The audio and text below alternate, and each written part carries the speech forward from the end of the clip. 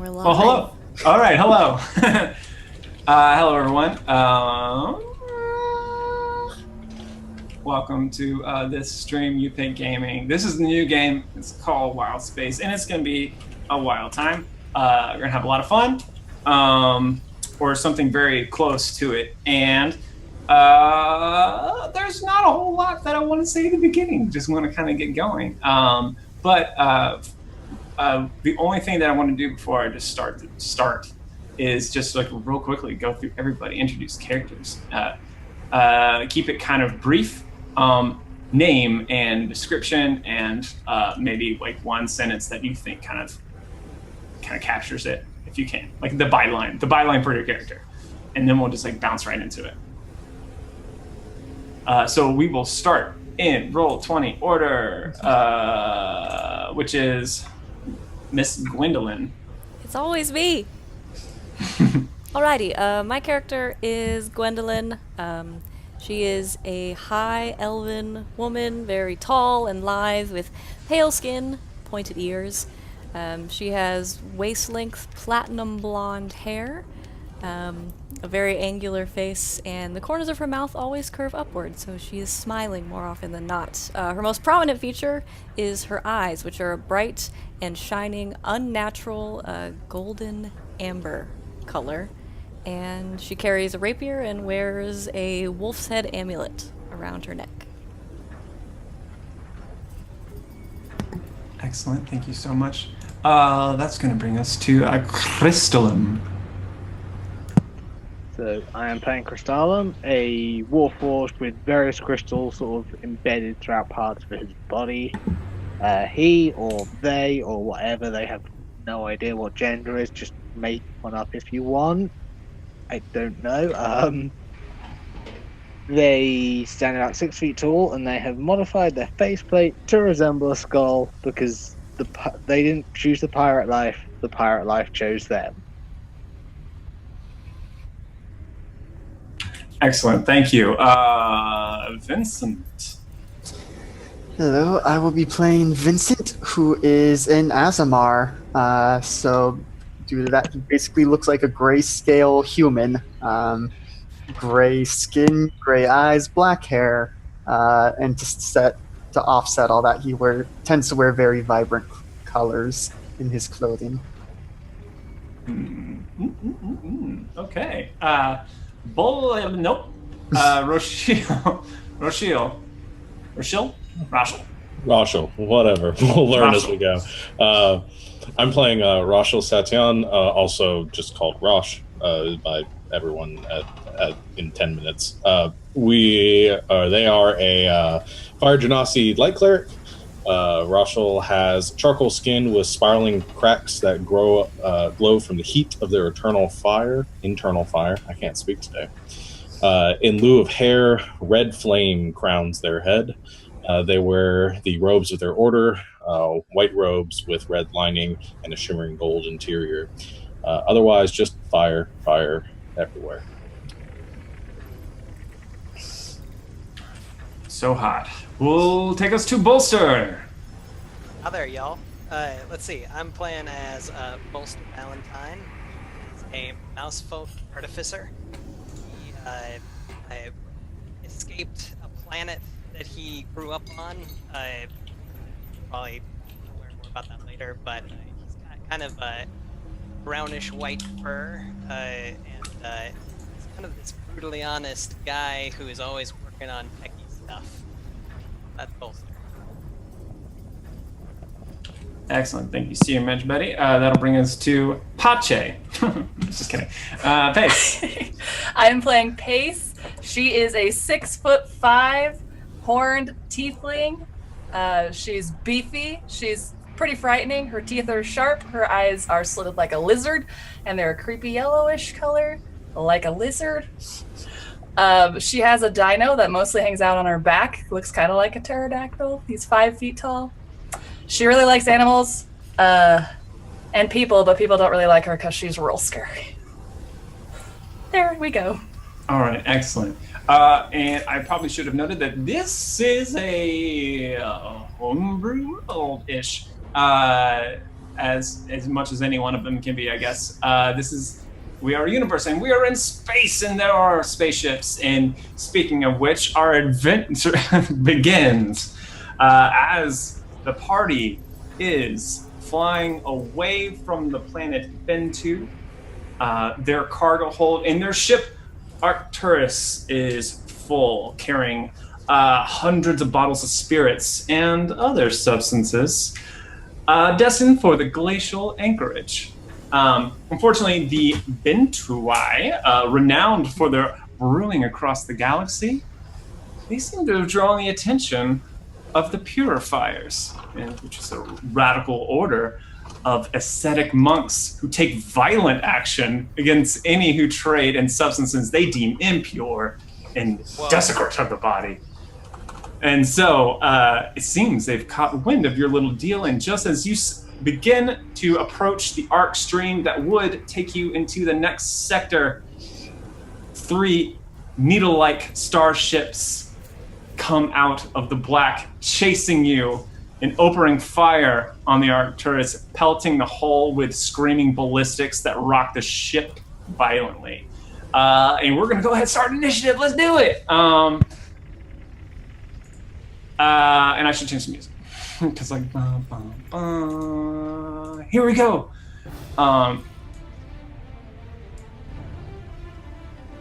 And everyone's I should open up the initiative tracker because I've done this before.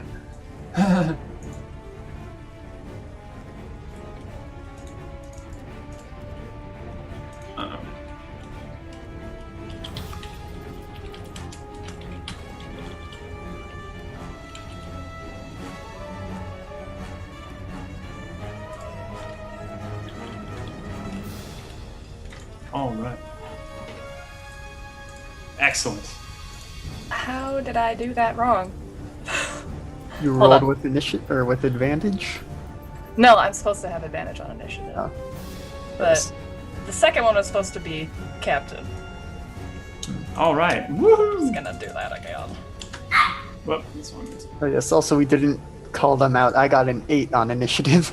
Oh yes, we. Yeah, that's fine. Well, we don't have to call it initiative rolls because that will be made apparent very soon. That seems too much.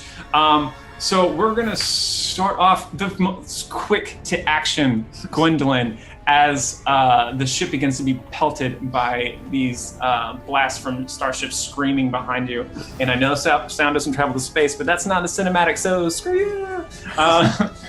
There's sound in this space sometimes. It's wild space. It's wild space.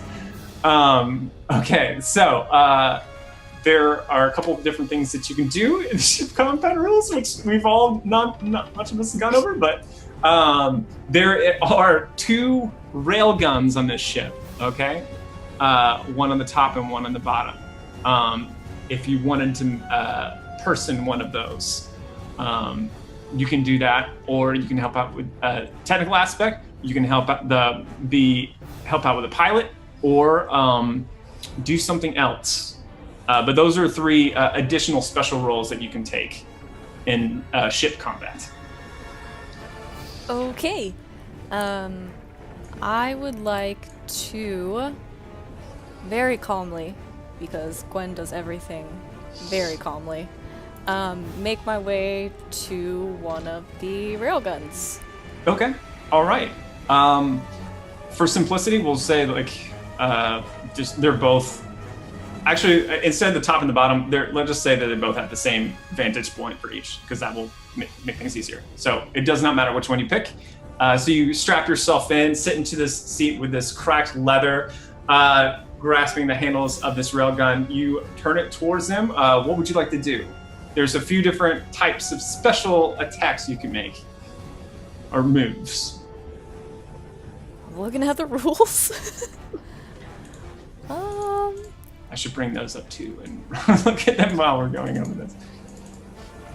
So what you can do is you can either take a shot at them, which is pretty self-explanatory. You can also choose to just hold your fire, which is basically like holding your action, and you can try to shoot their ballistics out of the air with opposed attack rolls. Or you can, with a penalty to your roll, you can try to target a specific system on one of the ships and try to disable one thing that they can do. Or give them other disadvantages. My fighting style is generally very defensive, so I will hold and I'll wait until they start to fire again.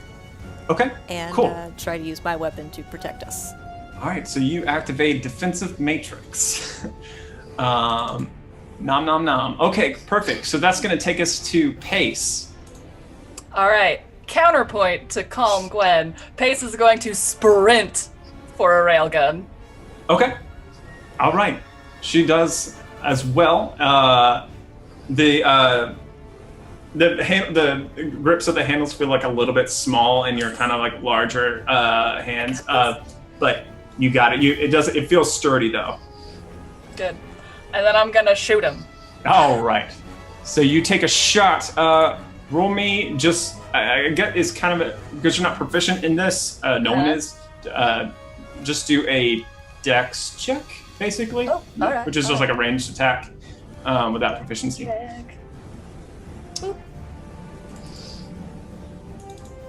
Oh, yep, that's gonna definitely hit. The damage. I also have advantage on attack rolls against creatures that haven't attacked yet. Not that it matters. But what if it's a natural 20? Natural 20. Go for it. Why not? Okay. Why not?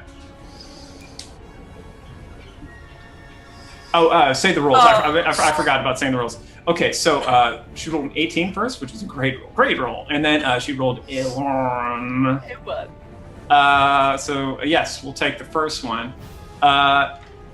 So just roll a d6. D6 is not a d6 does not equate to the type of damage a person would take. It's different for ships, so don't think of that. That's just 3 damage. It's like a lot more than that. All right, perfect. In your dex mod actually, so plus whatever 4. Oh 7. my god. Okay. I'm real fast. So yeah. And so you take a shot, and it sounds kind of like this, and it like launches out, smacks into a ship, and you hear this crunch as one of these golden knee-like ships begins to like spiral a plume of radiating like just energy, kind of shooting off into space. It seems really damaged. He's barely kind of being able to keep up with everyone else. Nice shot. Well done. That's going to bring us to Rosh. All right. Having probably just smacked my head on something really hard as soon as we lurched, I think I'm going to swing down to the engine room and try to give us a power boost to get out of here or to help out our pilot. Awesome. Okay. Let's see. So you do that, and do you have to? I forget if you have to roll something. It says a Wisdom Arcana check. Oh yeah. So I'm not sure the best way to do that because I know it's normally an intelligence roll. So in roll 20 anyway. Yeah. Or if you're proficient, you can just like do a wisdom check and then add your proficiency bonus. It would be the same thing if I did a perception check, so I could just do that because it'd be plus perfect. 5 either way. All right, do it. So I'm proficient in Arcana. Well done. Okay. 24. Yeah, I think that's gonna do. Let me see. Versus, wait. Oh, I moved the thing. So it's DC 14. Oh yeah. So cool. So what are you gonna do? Are you increase his speed, or are you gonna like give a bonus to the pilot or the gunner? I'm gonna give a bonus to the pilot. Okay, perfect. All right, so you definitely make your way to the controls and begin pulling levers. Your just natural understanding of, well, actually not natural. This is your learned knowledge. I take out a small sheet of paper that Bolster gave me on explaining how to work this thing, and I just start there and there. So you take this knowledge, but you're able to kind of apply it in these interesting ways that is able to get just a little bit more maneuverability to the engines that Crystallum you can feel immediately. Just like the controls just feel a little bit easier in this kind of normally this rust bucket that fights you on most of the time. Awesome. Fantastic. Okay, so that's going to bring us to Captain. He's just gonna hang out with me and do nothing. Okay, all right. So that's going to bring us to Because he's a dinosaur. the ships. So they're going to kind of careen in closer, and they're going to take a shot. I changed my mind. I am going to hide these rolls just because I'll explain later. It doesn't matter right now. And 6 shots are going to come out. You're going to hear. And I'm just clicking them all at the same time. So, Woof. No sound is scarier in space oh, than clicking. okay. So the way I've calculated AC is so the ship's just going to be a base 10. Then I'm going to add 13, and then plus the pilot's dexterity bonus, which is in this case 0. These kind of all hit.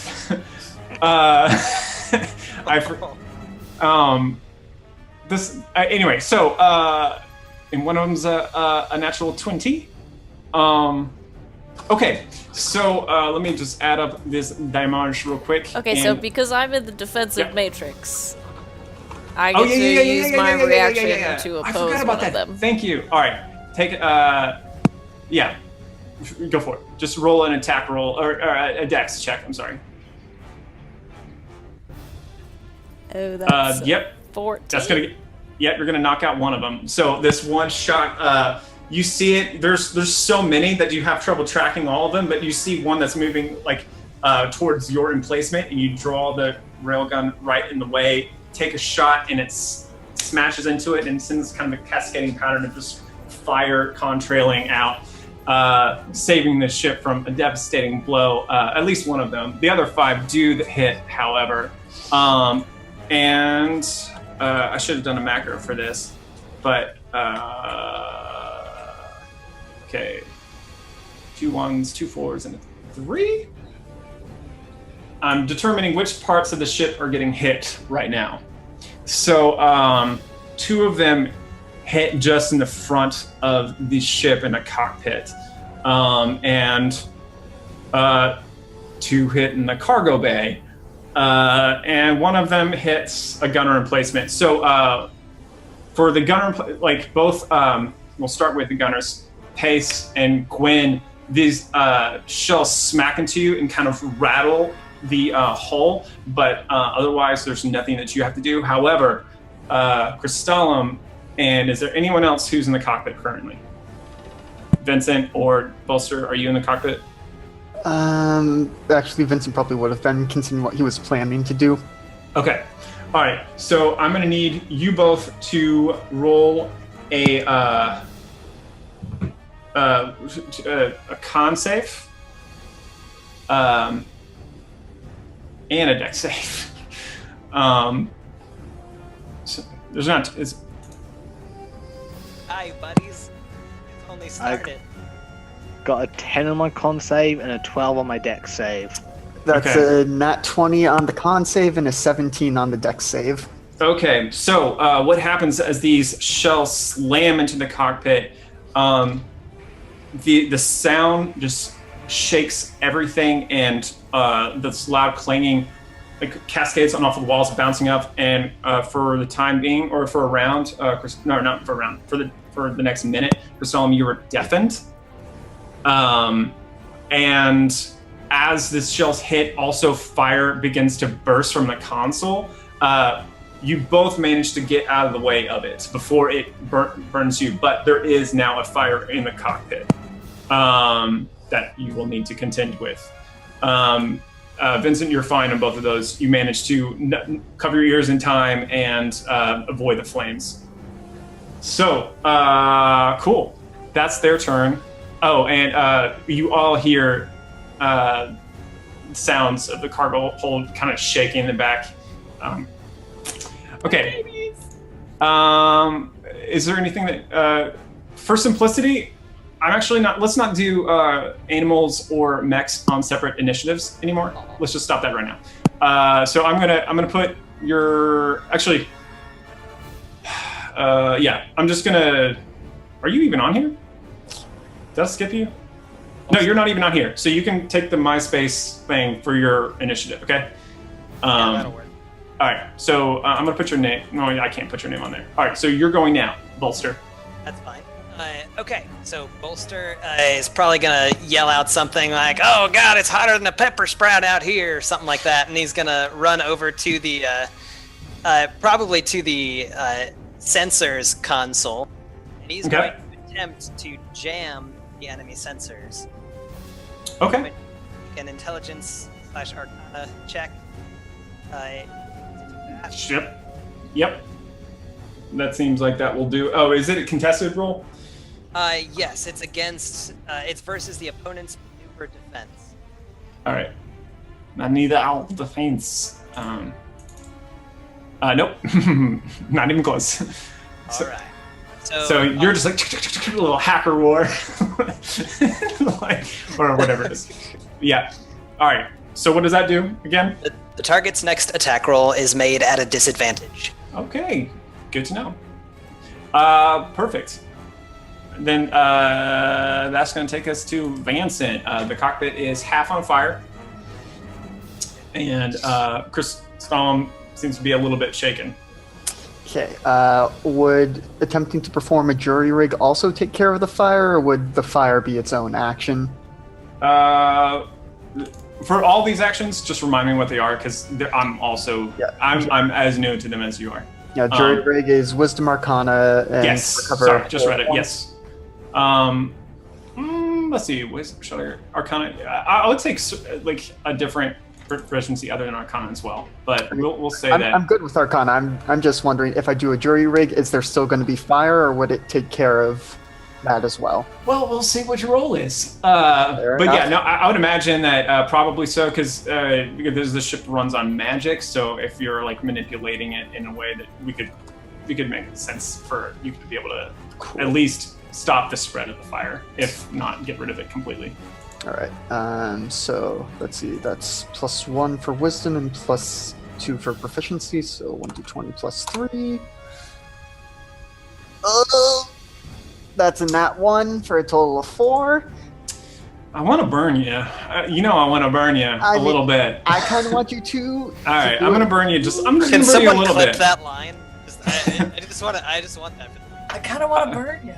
All right, so you're going to take 3 points of fire damage as you. Because what happens as you reach in? You think that you're twisting something to negative, but you actually turn the dial to positive, and this flame just like roars higher, and it catches you off guard and gives you a little bit of a singe on your little handy poo. Yeah. I guess since. Okay. By the way, you all have bonus actions that are from your class, if those are relevant. I should have said that earlier. But I don't know if you do, Vyncent. Let me double check my spells, but I don't think so. Okay. Yeah, no, go ahead. Okay, cool. Crystallum. What's up, buddy? I suppose all I'm doing is trying to put out this damn fire. Okay. All right. So, how would you like to do that? Have a quick think.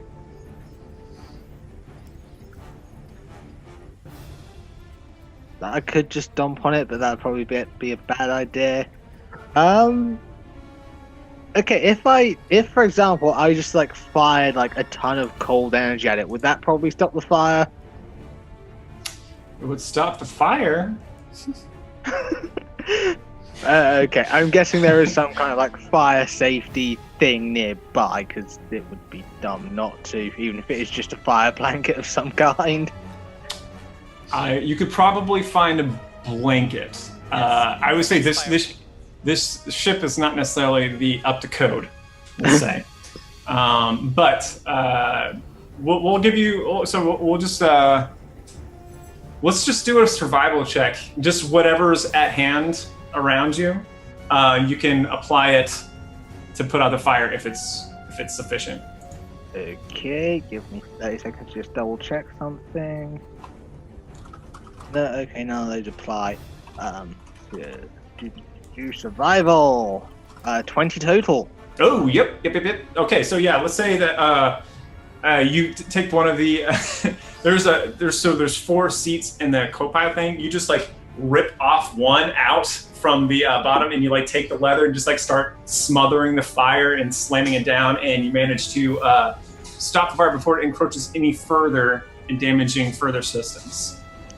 I'm just gonna send a message throughout the ship as well. Just shoot them down. Okay. All right. Excellent.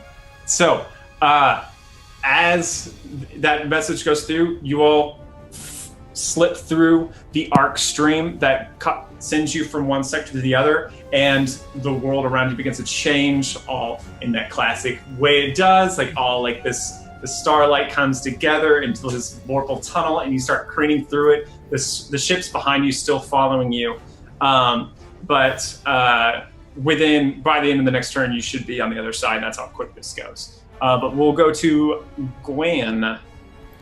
Okay, I have a question. Yes, I have this great thing as a blood hunter called Crimson Right, where as a bonus action, I can imbue a single weapon that I'm holding with the elemental energy of my right. Can I do the... Okay, I do that. Okay. I use a bonus action to do my Right of the Frozen. And how much damage is that? I'm gonna find out. Let's see. Because I take damage. And it is my Crimson Right dice, which is a D4. Okay, roll the D4, and we might do some retconning. Okay. If it's a fish. I rolled a 2. All right, so what we're gonna do is we're gonna go ahead and say your earlier shot knocked one of them out of the sky. If you want to take the damage from the first time. Sure. Okay, so I will say that I'm assuming you're allowed to do Crimson Right more than one time, right? Well, when I activate it, it lasts for a really long time.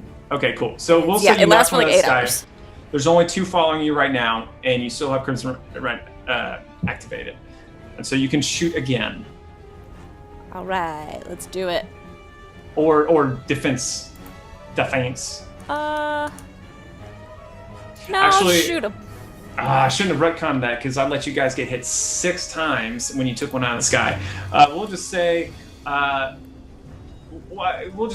leave it at this. We'll say, yeah. The shrapnel from the ship you shot pelted the ship. That's how it works. So, my bad. But we'll keep going. Alrighty, so I'm gonna shoot it with a scary ice missile. Now. All right, do it. Roll the dex check. Oh, or not. That's an 8. So, as you come into the arc stream, kind of like everyone's stomach begins to rise, and you kind of like all feel like you're shifting a little bit, and you try to draw up your shot, and you feel like you got it, but like reality is beginning to distort a little bit, and it just goes wide. Anything else you'd like to do? Nope, that's it. Okay, which was going to bring us to Pace. So, can I hunter's mark one of the ships? Does it specifically say it has to be a creature? That's on hunter's mark question. I'm just gonna click it so I can see. Yes, it does. Then no. Okay. At least then I'm just gonna think about it, and I'm gonna shoot him again. Okay. I'm gonna respond to Chris's message and be like, "Got it," and then I'm gonna shoot him. Okay. Hopefully. Really, it's a 6. For everyone at home. Inu. Same thing, just and like yeah, that's good. It's good though. It could have. Say you rolled a 2. If you rolled a 1, I might have made you shoot your own ship because I'm not that bad. But yeah. Okay, cool. I respond to Chris again. And that's it. Okay, Rash. Okay. I'm just gonna frantically keep doing the same thing and try to help them shoot. Except this time I'm gonna try to help the gunners. Okay. Yeah. Okay. Yeah. Let's see. create a macro for this, so it might work. Rolled worse. That's a 9. Okay. Nope. Unfortunately, that doesn't meet. And you've tried to finagle with the controls, but you aren't able to get out of it the power that you want diverted to the gunning stations. Yeah. Okay, so unless I can use a spiritual weapon to attack one of the other ships, I think I'm done for my turn. It's the only bonus action thing I've got. I just got like a picture of a black Sorry, you're flying through space. It's like landing on the ship. Yeah. your mic is really quiet, but I did hear that. I don't know. I mean, you want to try it? You want to just try it?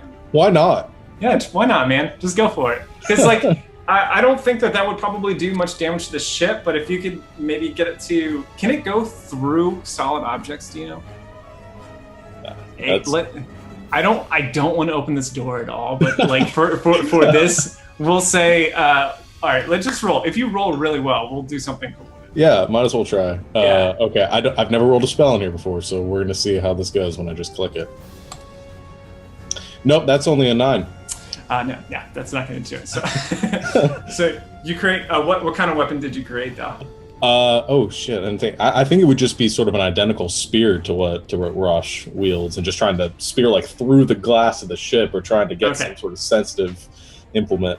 So is it like a flaming spear? Like is that kind of your thing? All right, so this flaming spear is created out in space, and the gunners can see this clearly because they're looking behind you, and it appears in space, and then because you're moving so fast, it's just like right there, and all this shit goes, and then the spear goes.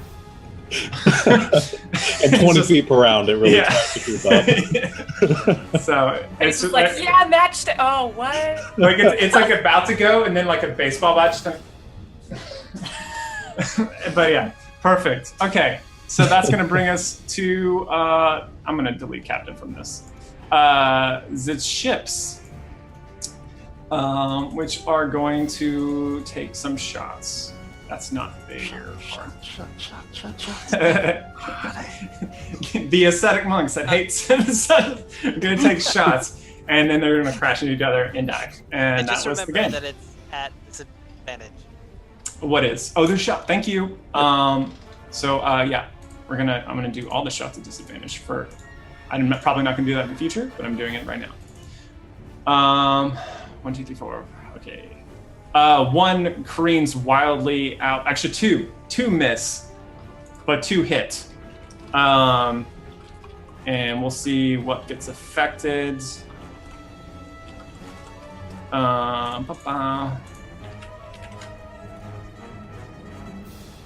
Let's see. So one of them is, forgive me. The gunners again. You take takes 1 hit, but it's not enough to cause you to be or not. But the cockpit gets hit again. And it's not a great one. All right, so if you both for me can roll a wisdom save, please. 22. All right. 19. All right. Yeah. Okay. So it rocks you and like almost throws you off your feet, and the sound, it makes this piercing sound as like the steel itself is beginning to warp, and under these conditions, flying through the stream, it's almost more than your mind can take as far as like, but you both managed to like stay gritted and focused at the task at hand. Well done. That's going to bring us to... Ooh, it did go up. I saw that. I think I know what I did. I do know what I did. Thank you. It's fine. It's still the same order. Just the numbers changing. Yeah, okay. Yeah. I think I tried to put in there... It doesn't matter. I'll explain it later if I need to. Okay, so that's going to bring us to Bolster. All right, Bolster, he kind of like now is like biting his lip really hard. He's like, all right, we just gotta cut out a few more of these sensors, and he does some more sensor jamming on the enemy ship. Okay. All right. Arcana roll. I'm gonna I should roll that. Okay. That's 20. They pretty much have to crit to beat that. I'm good at what I do. I mean, they did so close. They got so close. But no, they didn't. Yeah, you keep on outwitting these monks that don't like drinking. Okay. they're not too good with done. computers. Nah. Okay, so that's going to bring us to Vincent. Okay. I wasn't expecting to pull this out so soon in the campaign, but I'm going to attempt to shatter the cockpit of one of the ships that's following us. Sure. What's the range on that? It's 60 feet, so if that's too far, that's fine, and I can do another thing. It's more fun to do it. So what we're going to do is we're going to say that how the spell works, because you target an area, but then you move past it, like going like 1 billion miles an hour, or how much it is, and then so as it triggers, you're farther away, but they fly into it. So we'll say that that's how it works. Cool. I'm sure that ruling is going to change Yeah. as often as we want it. But it's more fun for right this moment. So So so it's like a depth charge almost, the way Basically. it's going to work. So yeah, they're gonna need to make a con save, and a non-magical object that isn't being worn or carried also takes the damage. So hopefully that includes their cockpit windshield. Okay. What's the DC 14? Okay, so one natural 20s. It manages. I'm gonna say it manages to avoid the explosion altogether, like veering underneath it, following y'all. But one gets caught in it full. Go ahead and roll the damage for zapped. 14 thunder damage, and on a success, it's half damage. Okay. So we'll say that the one that avoided it completely kind of gets shook around a little bit, but manages to find its course. But this one that you tag, smoke and fire begins to crackle all around it. It doesn't seem to have quite met the threshold that it needs to actually shatter the glass. If you were close enough, you would see cracks beginning to form, though. Nice hit, though. Is there anything else you'd like to do? I should figure out if I can do spell sorcery points to return it to get the spell slot back. Yes, as a bonus action. Okay, yeah, I'm gonna go ahead and spend all my sorcery points to get that spell slot back. But Awesome. Yep. All right, Crystallum. Okay, I am going to. I'm going to go for the dogfight. This is the sound of shatter. That's what it sounds like. Sorry. Nice. All right, continue. Sorry. Oh yeah, I'm going to go for the dogfight. I want to try to give our gunners some advantage on their attacks. Nice. Okay. So that's a maneuver roll. You can use your proficiency for this. I think it's just 2 plus 10. Or I'm not 10. 2 plus your roll. I think this one I make the check, then it's up to their defense to see if they resist. Okay. All right. So Also, in theory, if I was focusing on my aura sight sonic power, which would give me advantage on insight, since I'm trying to read their movements here. wait, you're gonna. Sorry. What? Sorry. Say that again. I can focus on one sonic power for now. So if I'm I'm trying to read them. So if I've got advantage on insight checks, will I have advantage on this by any chance? All right, why not? Let's do it. So you get advantage on this roll. So do D20 plus your proficiency and dex at advantage. That's 15. Okay. All right. So this is versus their defense, which is just a static thing. It's 8 plus their proficiency plus their wisdom. Nope, that's not going to do it. So yeah, you beat them. You kind of turn the ship around, still maintaining your forward velocity, and moving backwards, and you've taken too many shots in the hole, so you manage to kind of, or in the cargo hold, so you turn around, protect that side, giving the gunners a really good vantage point for their next round. Nice roll. Hey. Vincent sees Crystallum's green eye glowing slightly more than usual. But yeah, that's it for my turn. Awesome. So, Gwen, as it becomes your turn, you come out of the arc stream, and behind you now, as you're facing the opposite direction, there is a massive cloud of like dirt, dust, and rock, which Crystallum knows to be the outer rim of the asteroid belt where the glacial anchorage is. It's about to get very crowded with asteroids. So you're now in this new sector, and the two of the ships pop out behind you, and one of them seemingly damaged. Okay. I guess I want to try to take it down. And you have advantage. All right. All right, so I'm gonna shoot, I guess, whichever one I am closer to. Okay, yeah, you can choose. You can choose either the damaged one or the pristine one. I'll shoot the one that's already damaged. Okay. Well, I rolled a 12. You have advantage. That's with advantage. Oh god, really? It's just a little bit shy. It clips a wing, but doesn't slow it down. So close. Bonus actions? Nope, that's it. Okay. That'll bring us to pace. How big is this ship? If I yell really loud, can anyone hear me? Or Or is there like a comms button like boof? I was thinking about this. I feel like I just want to have there be a comm system that just like casts a message cantrip just in the ship. It has that range. I don't want to mess around with that. I love that. So we'll just do that. Okay, that's all. That's just for my future reference. I wasn't gonna do anything with it. I'm gonna shoot the ship that's damaged. Dang it! Okay, dex check advantage. With advantage. Go. That's a 7. I rolled a 1 and a 3. Whew. Well, you both avoided one, so that's good. But not great.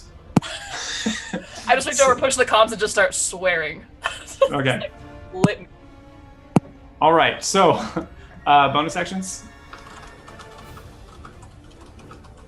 I'm not hearing any of that, my lady. You are muted. I forgot that I muted myself. Unless I can like, nope, that's an action. I can't hunter's mark. Nope, I got nothing. No.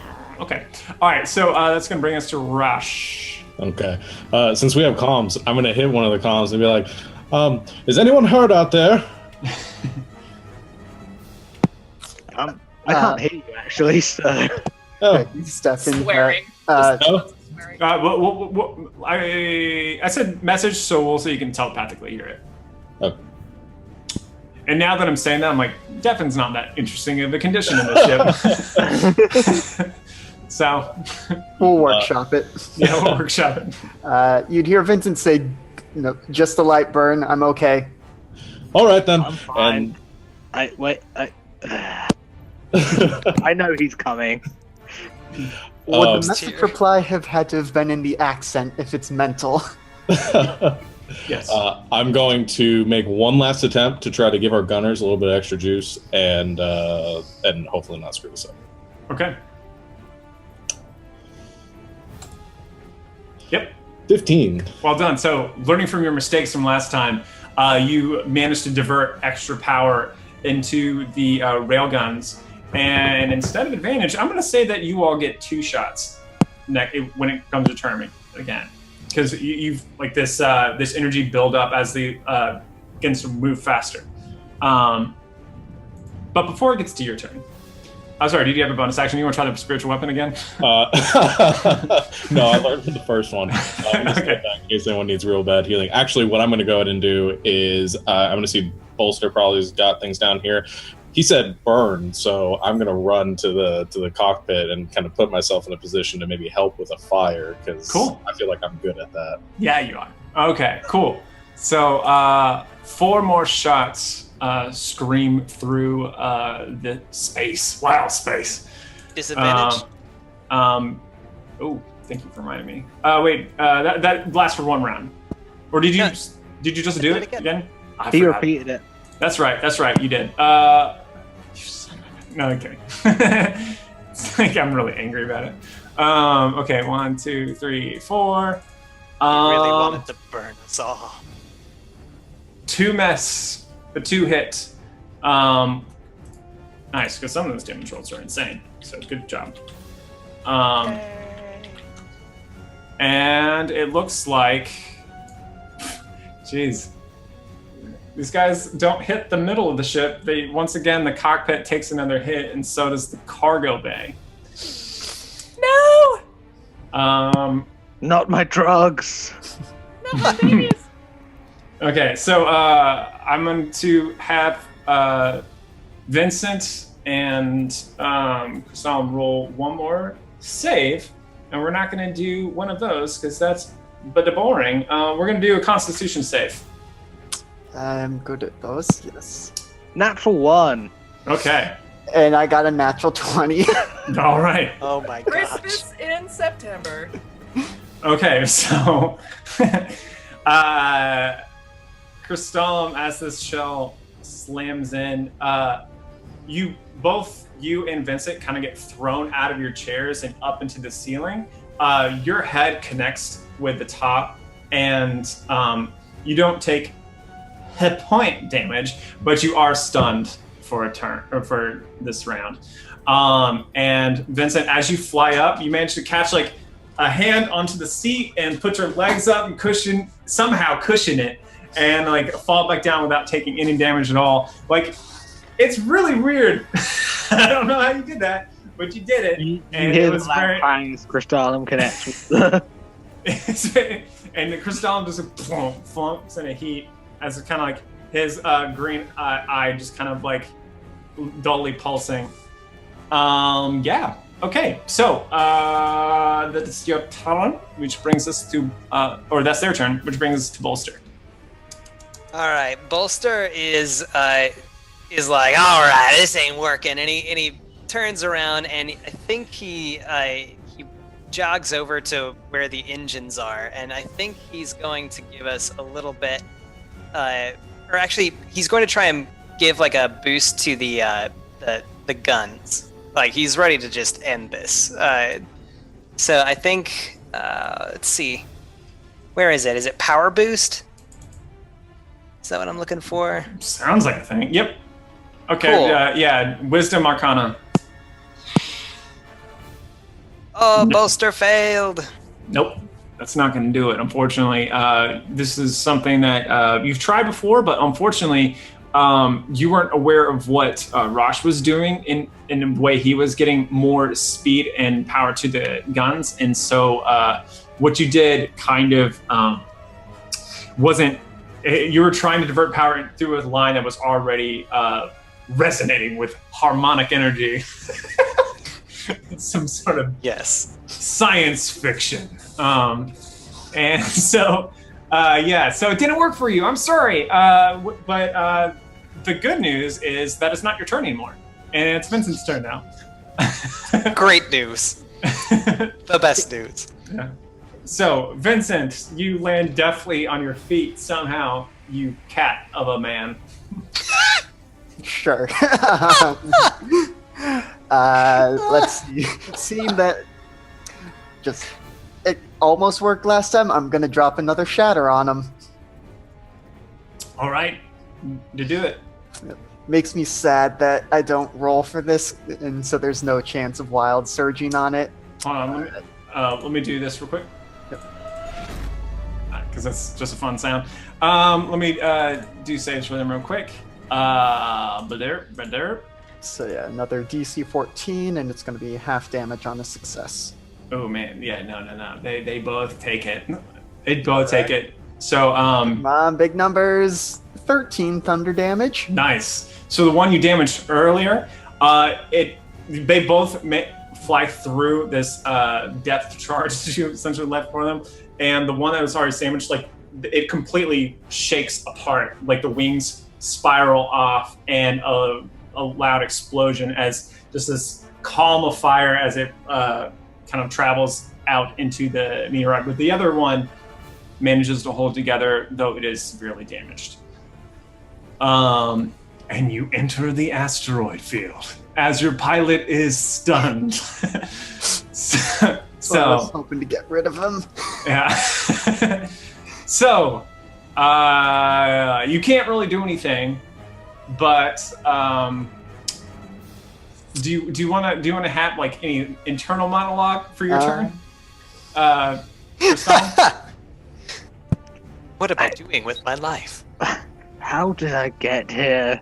That's your routine, pick up, drop off, no problem. I was picturing elevator music. Hold on, let me double check stunned, make sure that there's nothing else that you can do. It's the dial-up internet sound. So it's basically so you're incapacitated, so you can't take actions or reactions yet. So no, sorry, you can't do it. Unfortunately, but it just lasts for a round. But unfortunately, you enter the asteroid field. Okay, so Gwen, there's one more ship remaining. Let's see. Yep. So you kind of break through this miasma, this cloud of like dust and massive chunks of rock, and as they almost immediately kind of like hail, smaller bits of the petals begin to rattle across the ship. Every one of you can hear this, just kind of smacking into you as you like careen through. Overhead, you see large chunks of rock, like miles across, kind of like turning, slowly revolving in space.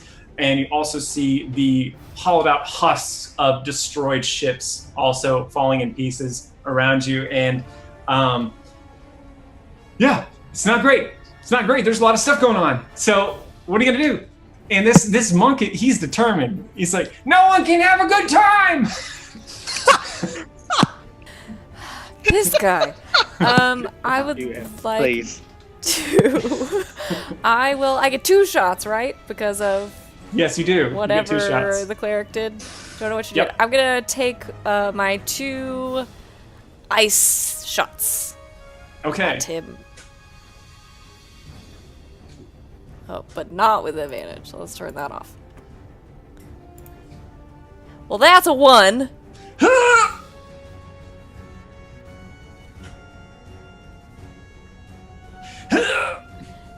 Can I take the second shot, or do I just die? So I'll say this. All right. So you can take the next shot, but so you overheat the weapon with this first shot With ice. and you have a choice. You can shoot again with an overheated railgun and get a shot off, or you can be sensible. But it's up to you. You can do either one. I will let you take a shot.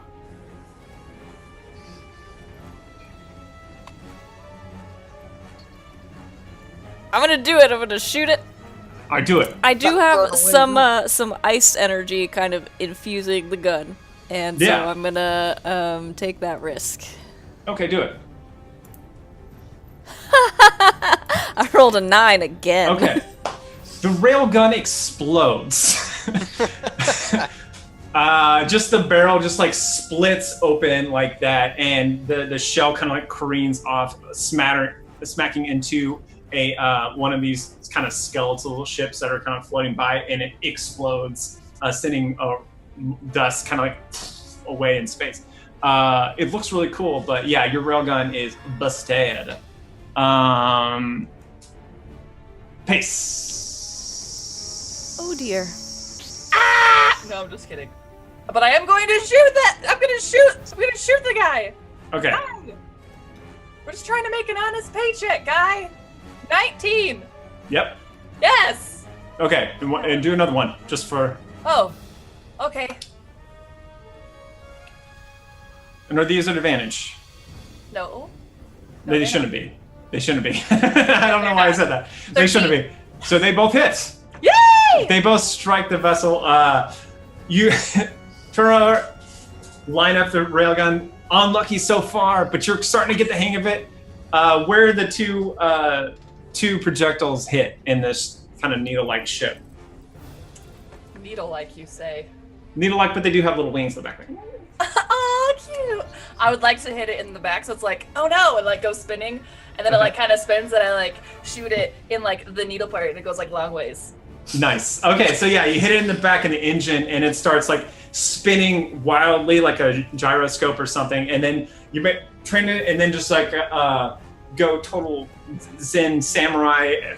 Those aren't things, but like then you shoot it again, slamming into the front of the ship, and it explodes in a flower of fire and flame that lights up all of this basically ship graveyard that you are in and not yet entered into, but perhaps Crystallum will wake up soon and save you because it's not fair. Okay, she whoops. Rosh, you come into the cockpit, seeing Crystallum looking. I would say, what do you look like when you look stunned, Crystallum? I'll let you describe this. So Crystallum is just currently sort of sat on the floor, head in his hands, both the eyes like pulsating wildly with their different colored lights. Yes, oh, perfect. Oh, he's doing the thing again, isn't he? All right. Can I try like a medicine check or something? Or what would be the check for the robot captain to try to fix? We will say, I would allow either medicine or arcana because he's kind of like a magical thing. That's fine because I'm not proficient in medicine. However, I am proficient in arcana. So this will only apply with Crystallum, like obviously, but yeah. Okay. I know everybody out there is like, what kind of healer is this guy? That shitty one. He's like a vaccination healer. That is, however, a 19. Oh yeah, I was totally expecting a nat one. I'm not gonna lie. so yeah. Ripped your head off. So what do you think that looks like? What is doing an Arcana check on a warforged look like in your imagination? Well, since I'm using magic to fix the magic-y thing, I think it's just a surge of fiery light energy on my hands, and then just like grip paddles and that surge of energy through coursing through the metal body. See if I can jumpstart his systems.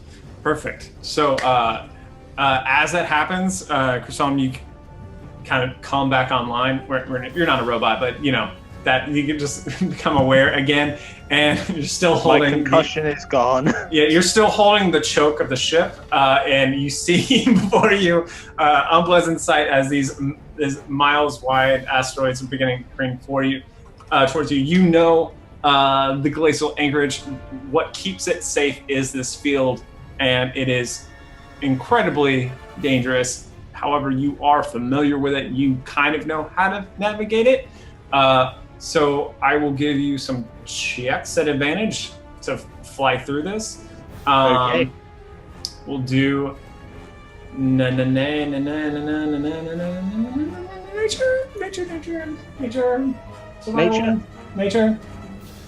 With advantage, right? We'll do nature. We'll do nature with advantage. Yeah. I'd like to point out there are two slightly melted spots with my hand. Yeah. 20 total.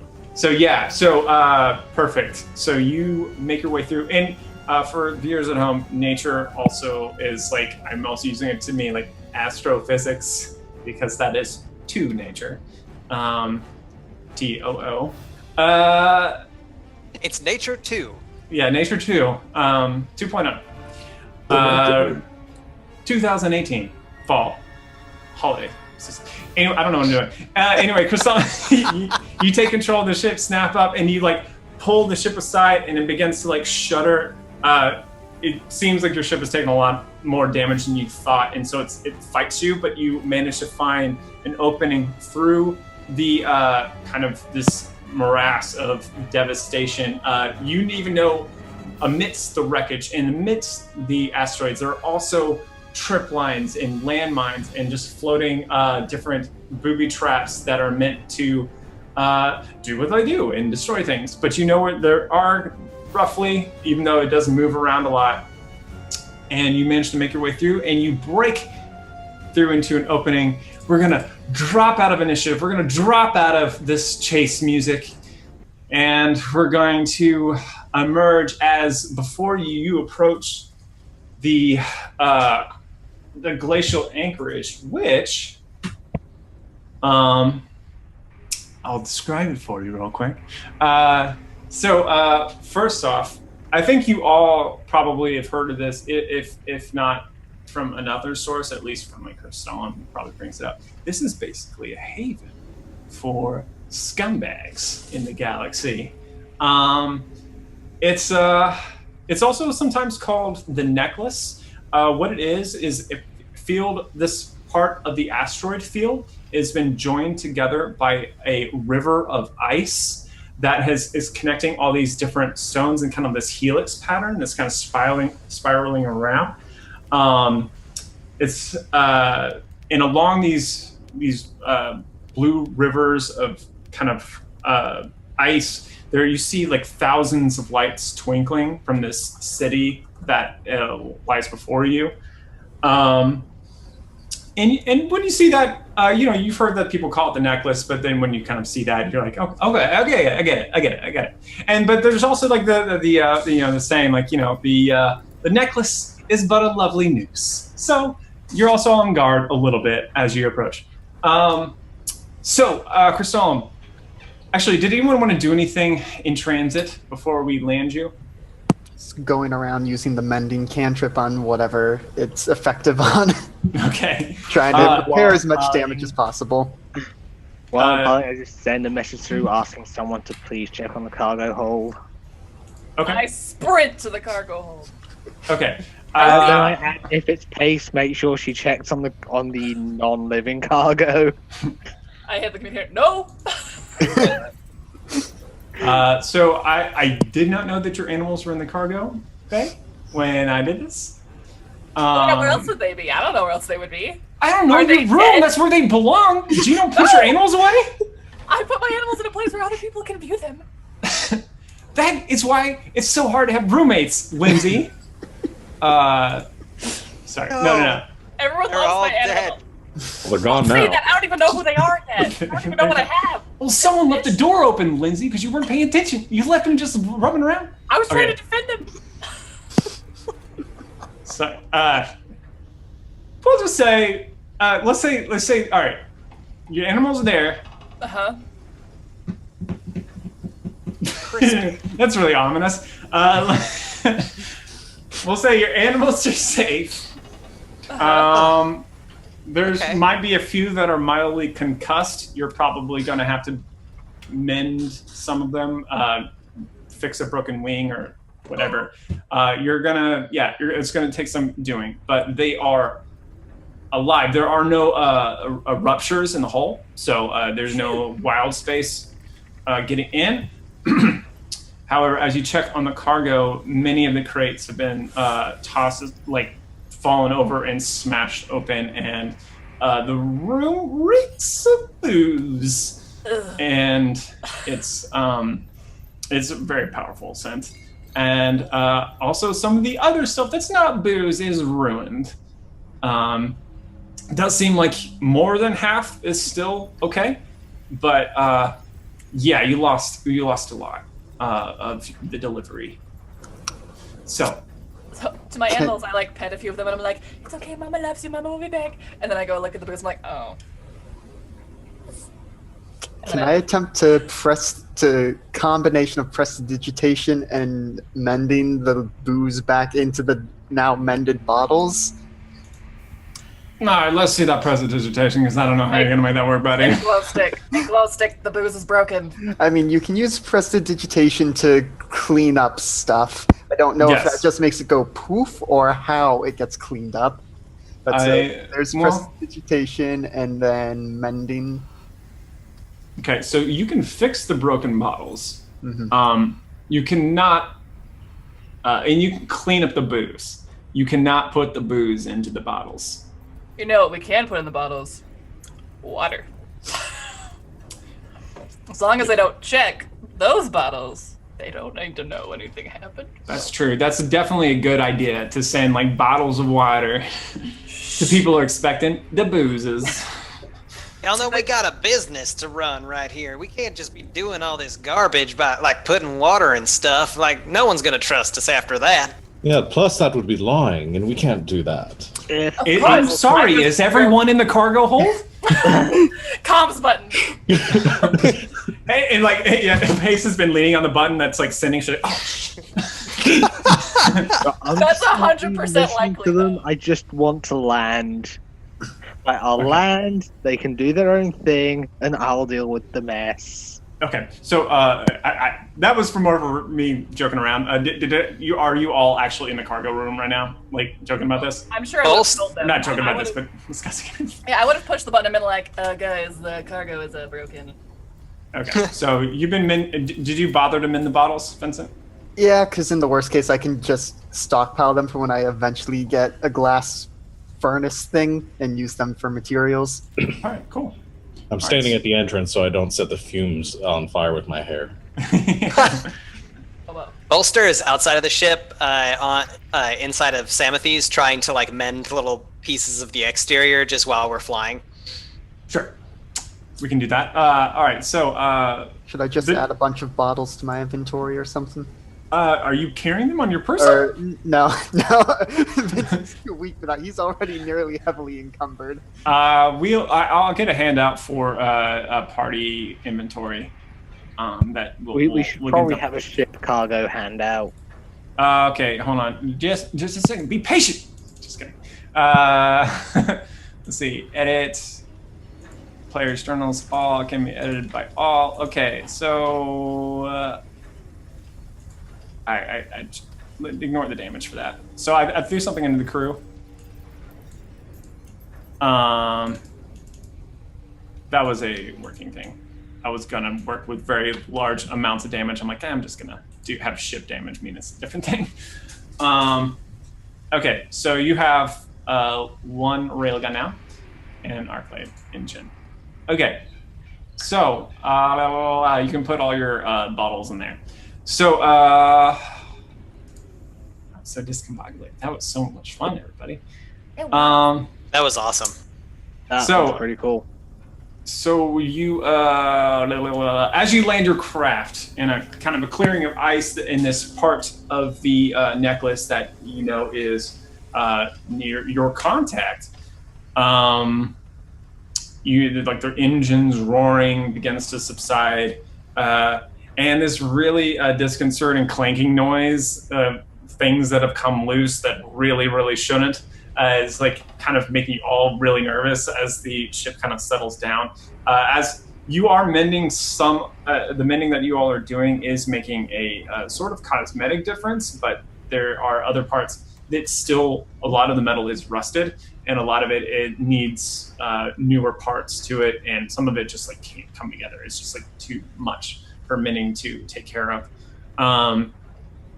But you land on the ice. It's pretty dark here. There's got a very dull glow. There's a dim light coming off of Erkos and Einstadt, who are the twin red dwarf stars in the horizon. And they cast kind of a hazy glow over this bustling city of thieves and miscreants. And the city itself is kind of built like jigsaw-like, with scrap metal and prefab materials that they've scavenged. Nothing matches. So nothing matches. History checks from everybody. I have a history with this place, so... You don't have to roll. Yeah. I'm going to say you don't have to roll. Not one. Yeah, can you call it your rolls? 7, 3, 11, 22. Okay. 11. 19. Okay. So 22 and 19. Okay, cool. So for You all, those of you who rolled like lower than like a 15, you just know that the ships that you see are from like are definitely from different eras, but you don't really know much about them or don't really recognize anything in particular. But what you all notice, I'll say what you all notice first. That's easier. You see things that look like bits of hull and fuselage from crafts that you don't necessarily recognize, but are old and cobbled together with pieces of half emblazoned with this icon of the red swirling radials, which is the Galactic Concord sigil, and that's a current thing, which you all know about very intimately. Which is, the Galactic Concord is kind of just this loose kind of confederation or cooperation of all these different entities, these sectors that have kind of come together, and they work together to kind of police and control trade and making sure that it's kind of like the EU, I guess, is what I'm trying to say. Is they all kind of work together, but they are all separate entities as they come together in this Galactic Concord. But the sigils they do seem kind of recent. They look like they're from recent Concord cruisers with conspicuous burns. Dr. Seuss here, conspicuous burns lashing across the otherwise gleaming white metal. But those of you who rolled higher than a 15, you see some far more ancient ships here. Some of them seem to be even from the Arlean Empire, which you two know about, which is not the first group of people to go into space, but they are the first to dominate it. And as such, the years that the calendar that you're using is based on when they got to space. Their year 0 is when they got to space. So, Arleans, the Arlean Empire. Do the ships look like really nice and new, or are they like super old and janky? Most of them are janky, but the Concord one seems new. Okay. But did you want to do anything with that? Bolster just kind of points them out and says, "Oh, look at those old things. They've been around forever." Something like that. But he only lives to 13, so what does forever mean to a mouse? Yeah, It's true. pretty Would much I it's know just who like those blinks ships and it's like, belong to? What was that? Would I know who those ships belong to? I'll say you recognize the Concord ship, definitely. I don't know that you know. You may or may not know about the. Actually, roll for it. Let's just roll for it. I didn't think about that. Yeah, roll for it. Do a history check on that bit. Yeah. Well, normally. Yes. 22. Yes, you do.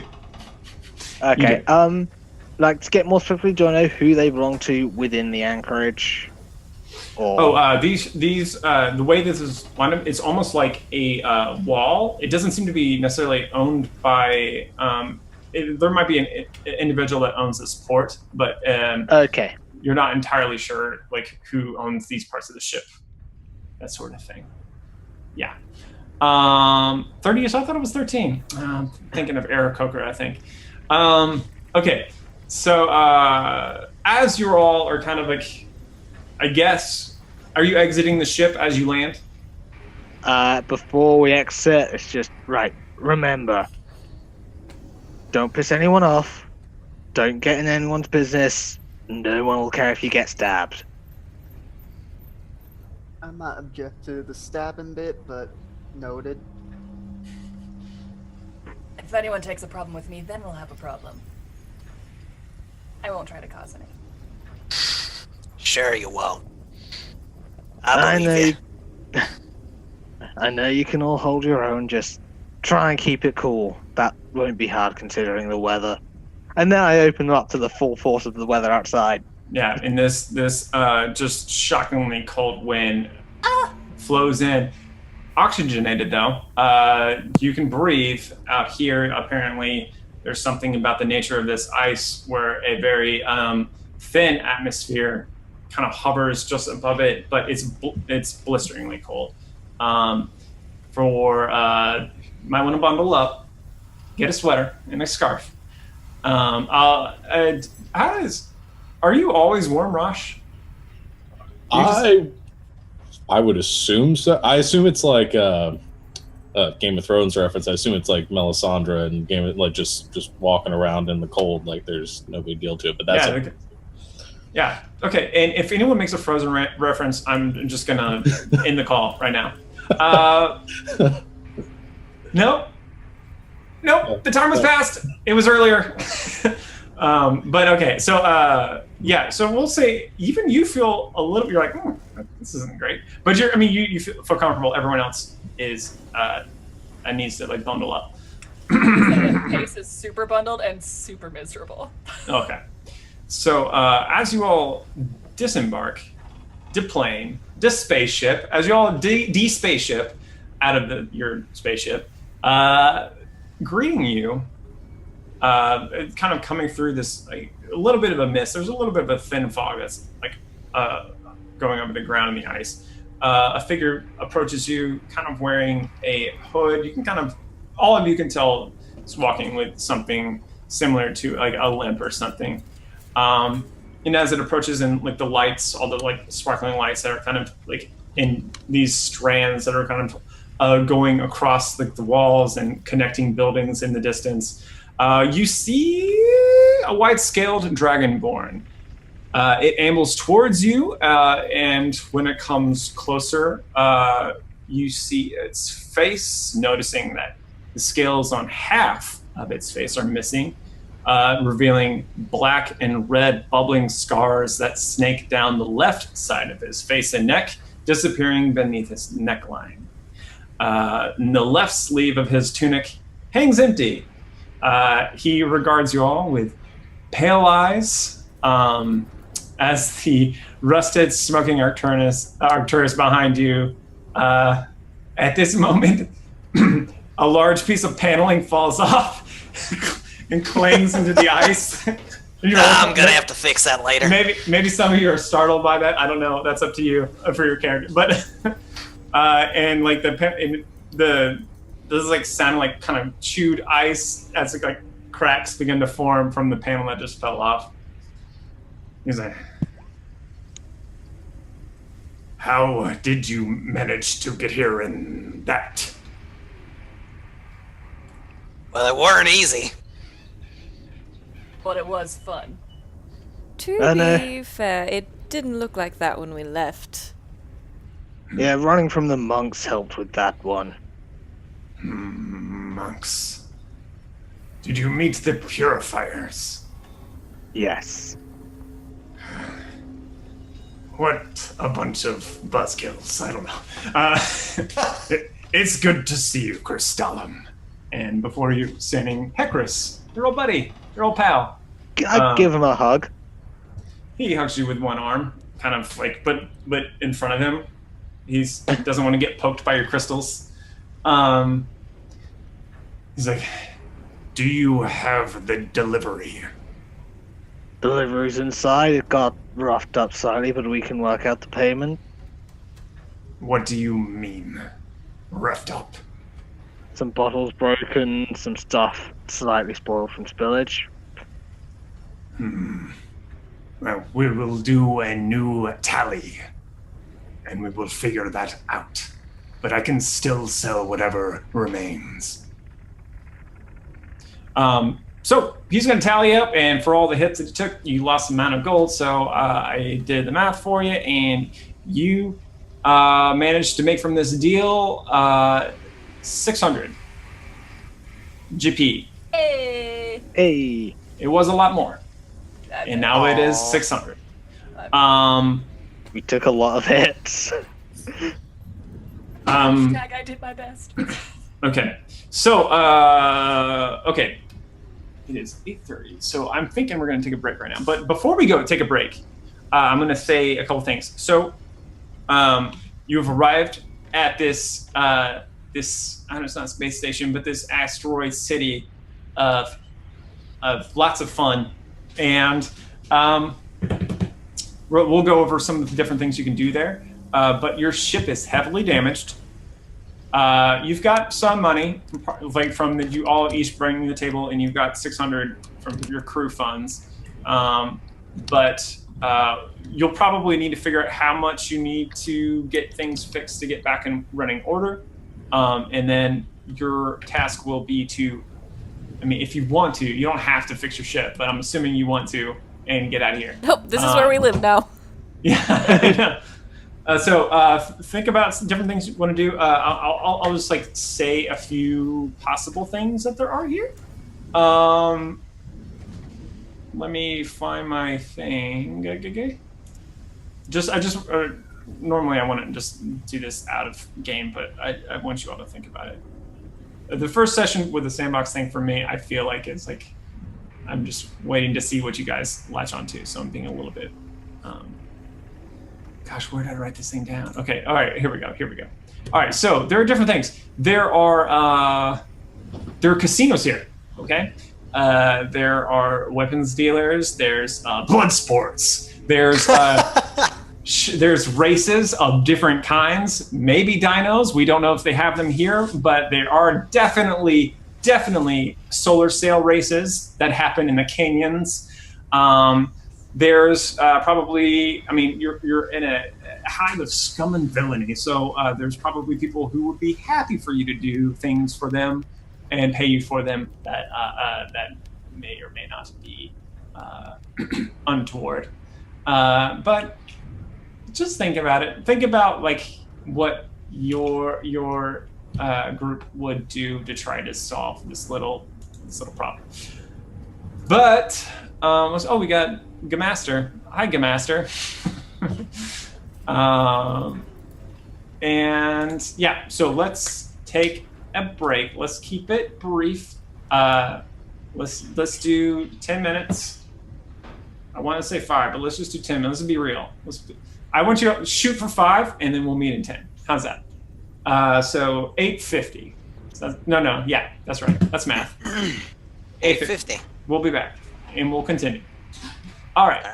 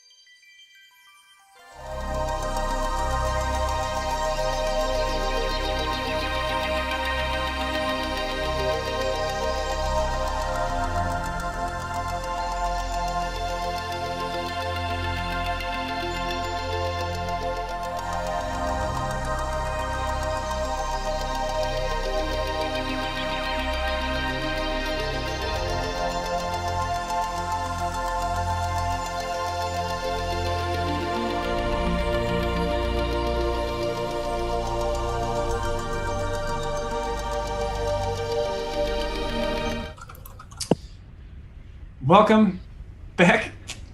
Okay, everybody. Okay, so where we left off is right here. That's where we left off, right here. So you are all standing in the cold with this white dragonborn that Crystallum seems to know. Named, have you said his name to them? I haven't yet, no. Okay, yeah, this white dragonborn. He is white dragonborn that I have hugged so far. Yeah.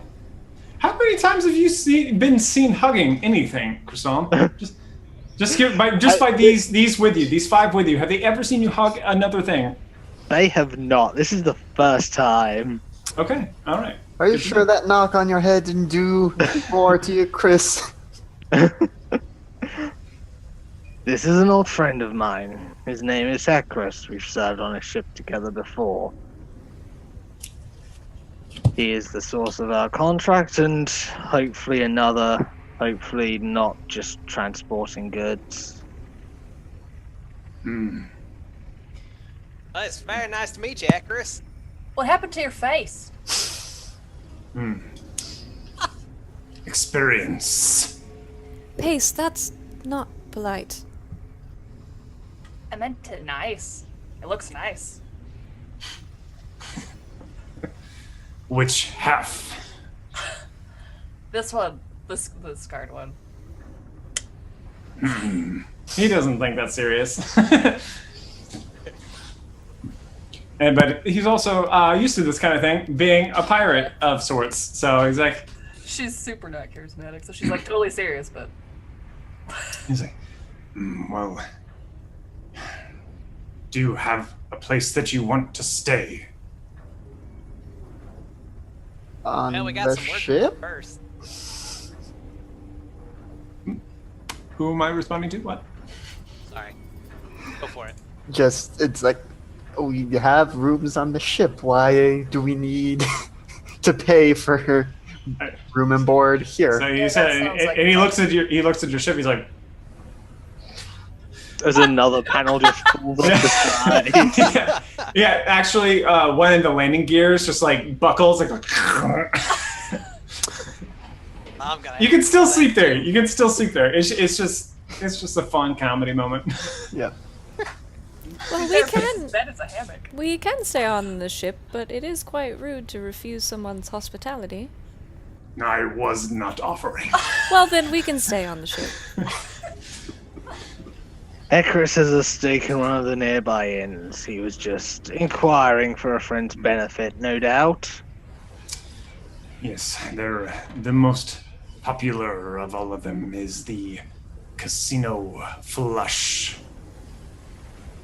Well, I'm sure we can lend them some patronage in the form of food and drink, but I will be bunking in the ship. I'm so broke I can't even pay attention.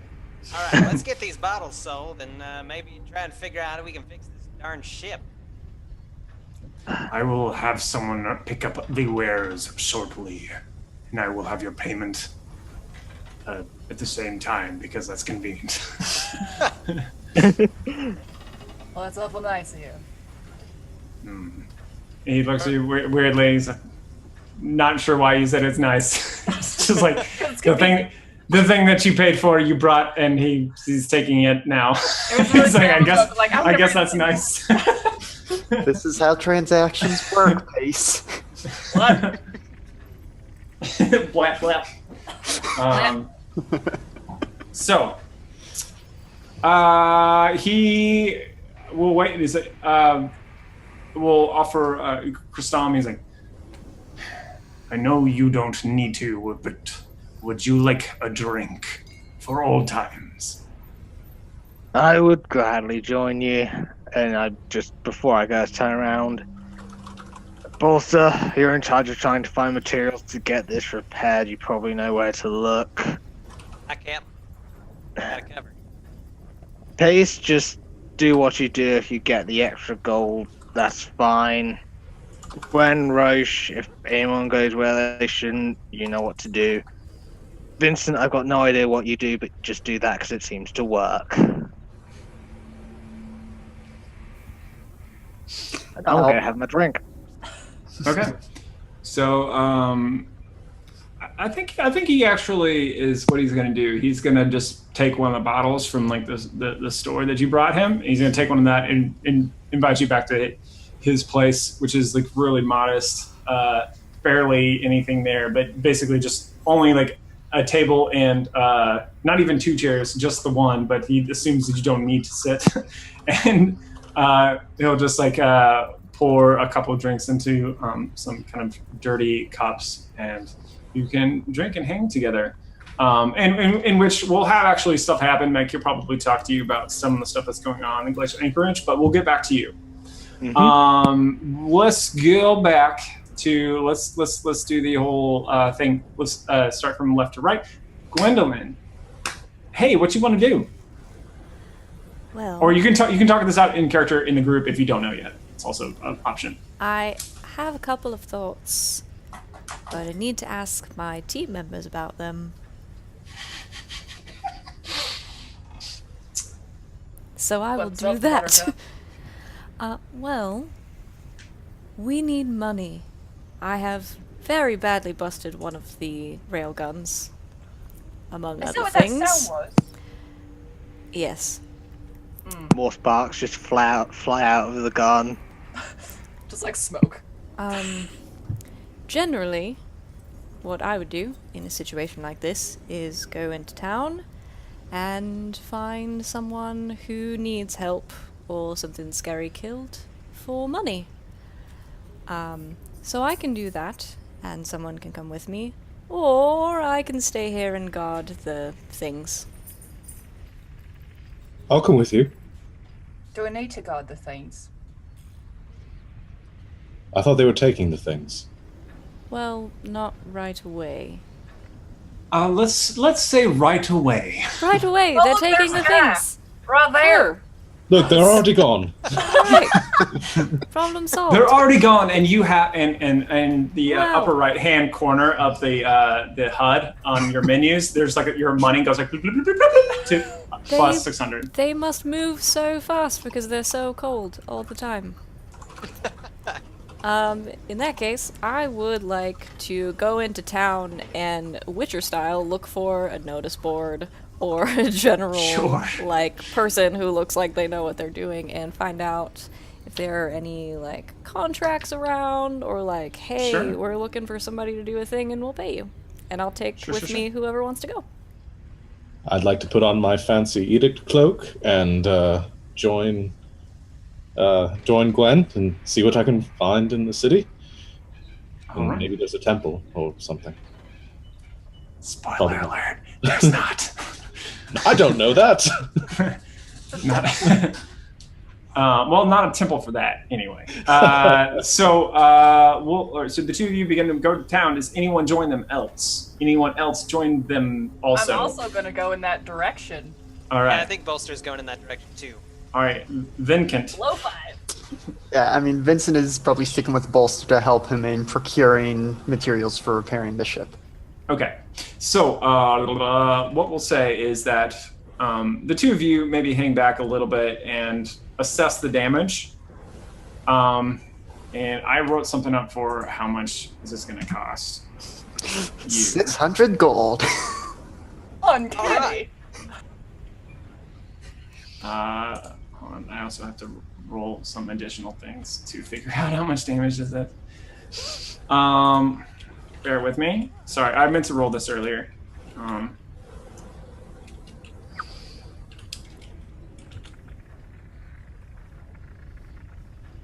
Okay, so this is going to cost. The extent of the damage is going to cost you 1,600 gold. Yeah, I think maybe once we figure that out, we actually go follow the rest of the party and it's like, we need lots of money. So, with your 600, that's just down to 1,000. And this is to, I didn't include the railgun in this estimate. This is to be able to handle I'll say that you can do intercept speed, which is like just kind of a slower speed of moving around. You can like fly around from asteroid to asteroid.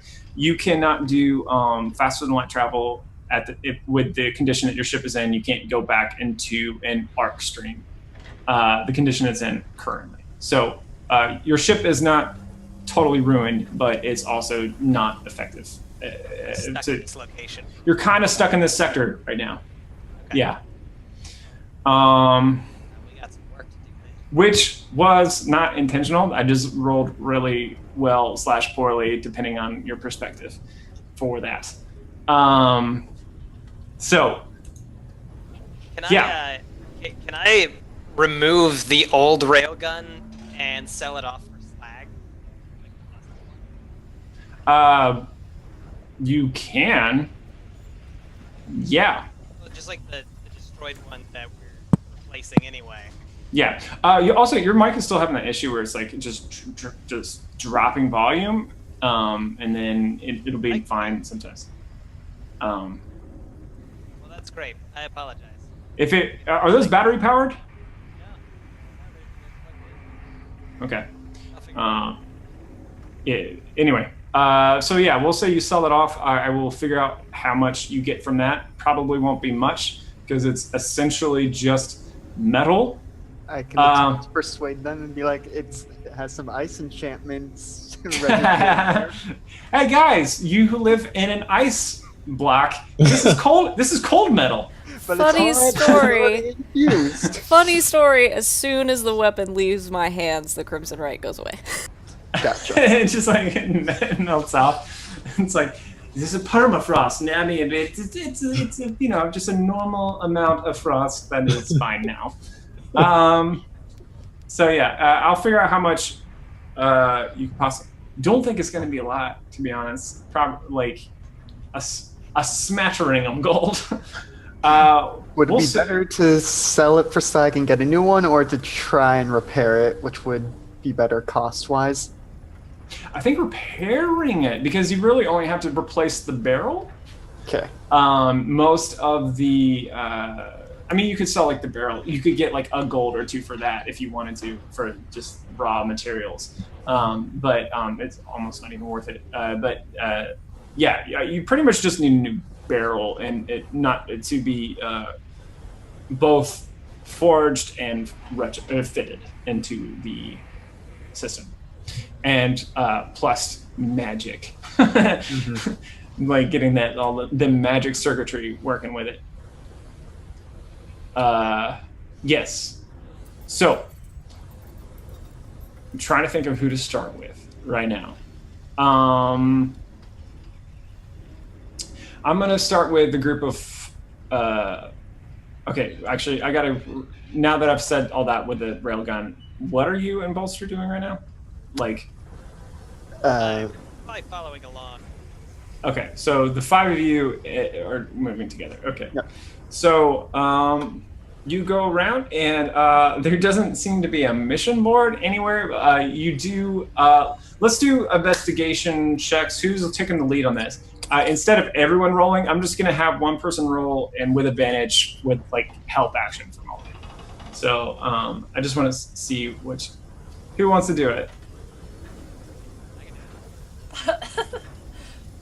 Pace is straight up looking for a Who woman. has the highest investigation? Mine's pretty good. I have a +0. All right, roll again with it. You get because you have advantage. Okay. All right. So, you learn about. Do I have? Actually, let me just see real quick. I want to make sure that I do have different, slightly different audio. All right. So, yeah, you're wandering around looking for things to do, trying to overhear things. And what you find is one person who seems to be asking different mercenary groups in the area. There's a few of them moving around that seem quite scary. One of them, actually, let's take a moment. Let's describe this place as you're moving through this hodgepodge city built of like wreckage that's been kind of constructed of these different ships that have crashed here over these centuries. You go through, you see just about every type of everything. You see like goblins and orcs and humans and elves and bears, oh my, and everything. You see little oozes kind of scooching along the ground. In the distance, you see a tremendous shape of a giant in the distance, like their head coming over a rooftop, like lumbering by. There's a lot of people, and they all don't seem to take notice of you all because they are used to weird things. There's a lot of people like laughing and drinking, and some people fighting.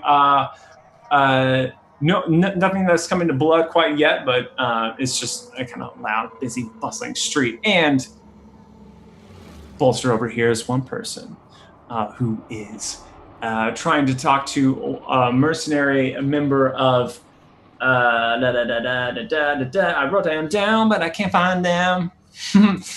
Pardon me. Okay.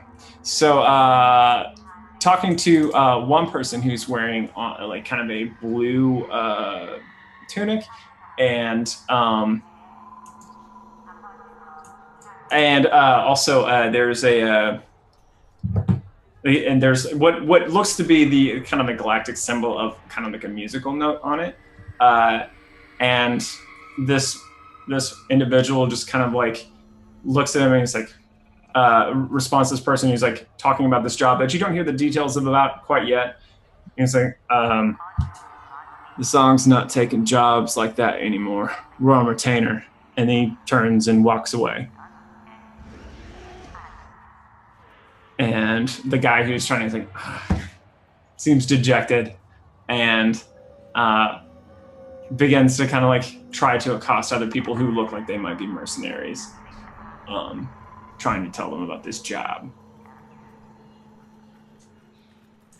Bolster kind of looks back at the crew. By the way, Bolster is like riding on right now, which is just large. You guys have nothing? It's so little. It's very, very little. It's like you're not a D&D mouse. You're like a literal mouse. I'm a little mouse. Okay. See, that's better. Can I yell? How's this? That's better, dude. I think it might just be proximity. Holy crap! I'm just gonna. Oh no!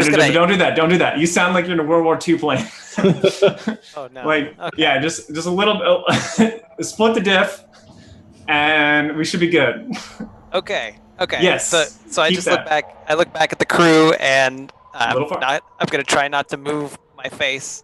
It's really difficult.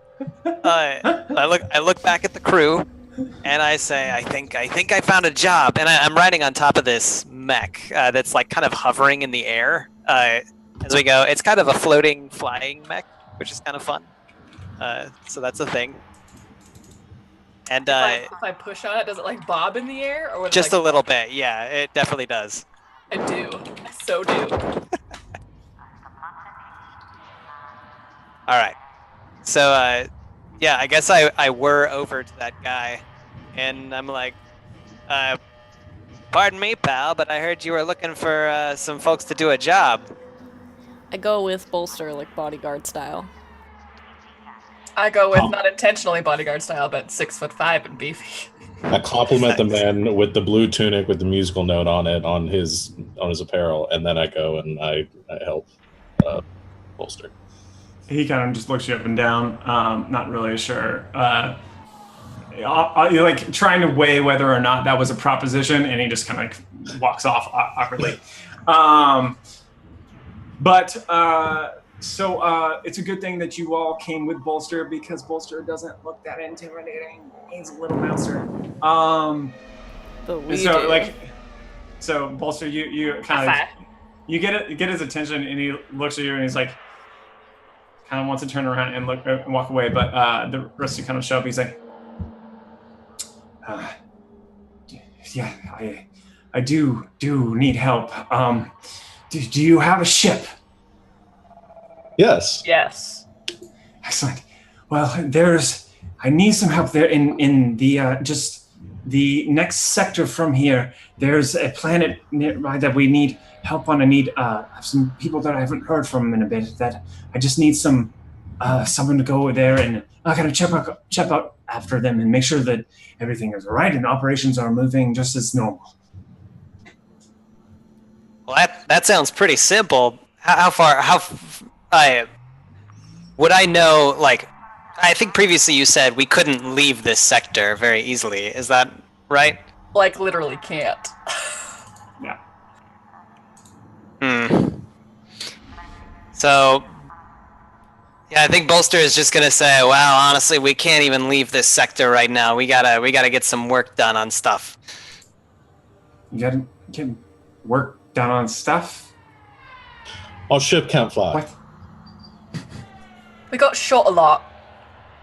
We also did a lot I of did shooting. not know that when I asked people if they had a ship, that I also needed to include a little asterisk and ask, does it fly? Yeah, it Why? doesn't fly. I mean, it can.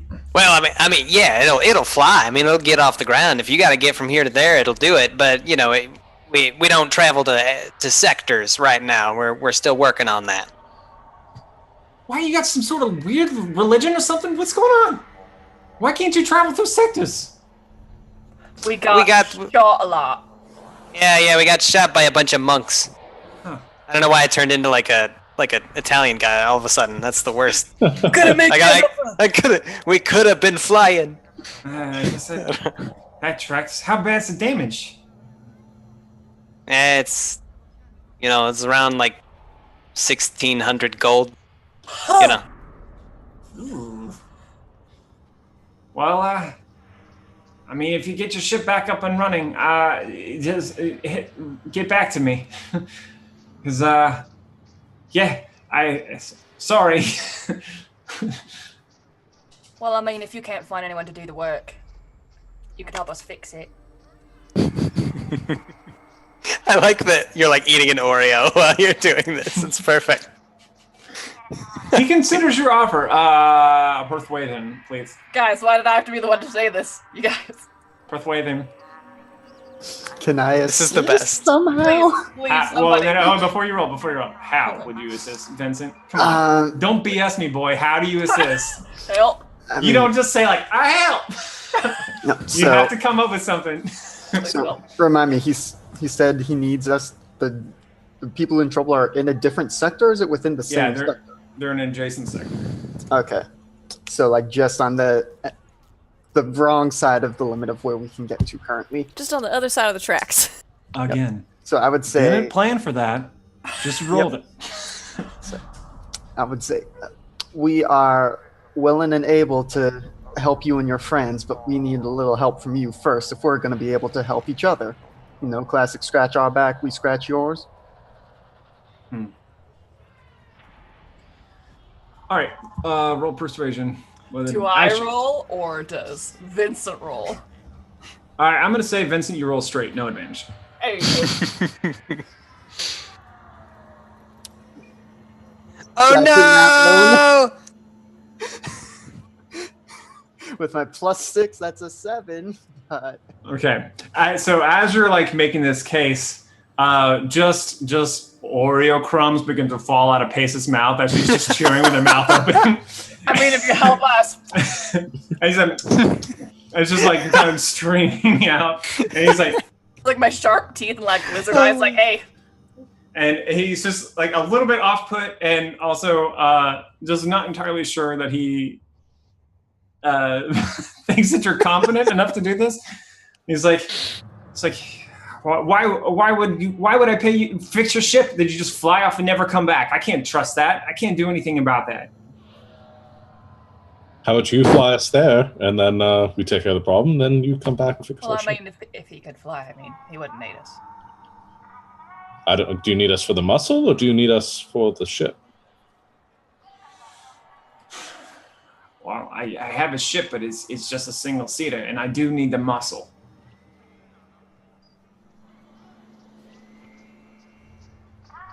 So, you don't have what I need right now. I need to be able to get a group of people who can handle problems to a different sector.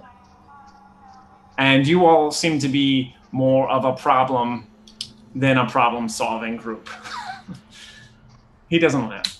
Ouch. He's very serious when he says that. I respect your opinion. Well, do you know of anyone that needs help, like, on this planet? Sister, everyone needs help on this planet. Everyone. What? So he kind of sees you and kind of calms down a little bit, but because you are the probably the I don't know why he does. He just responds to you well. I guess you're probably the least monstrous thing right in front of him right now. I'm just an elf. You're just an elf. Everyone else is a little bit monstrous.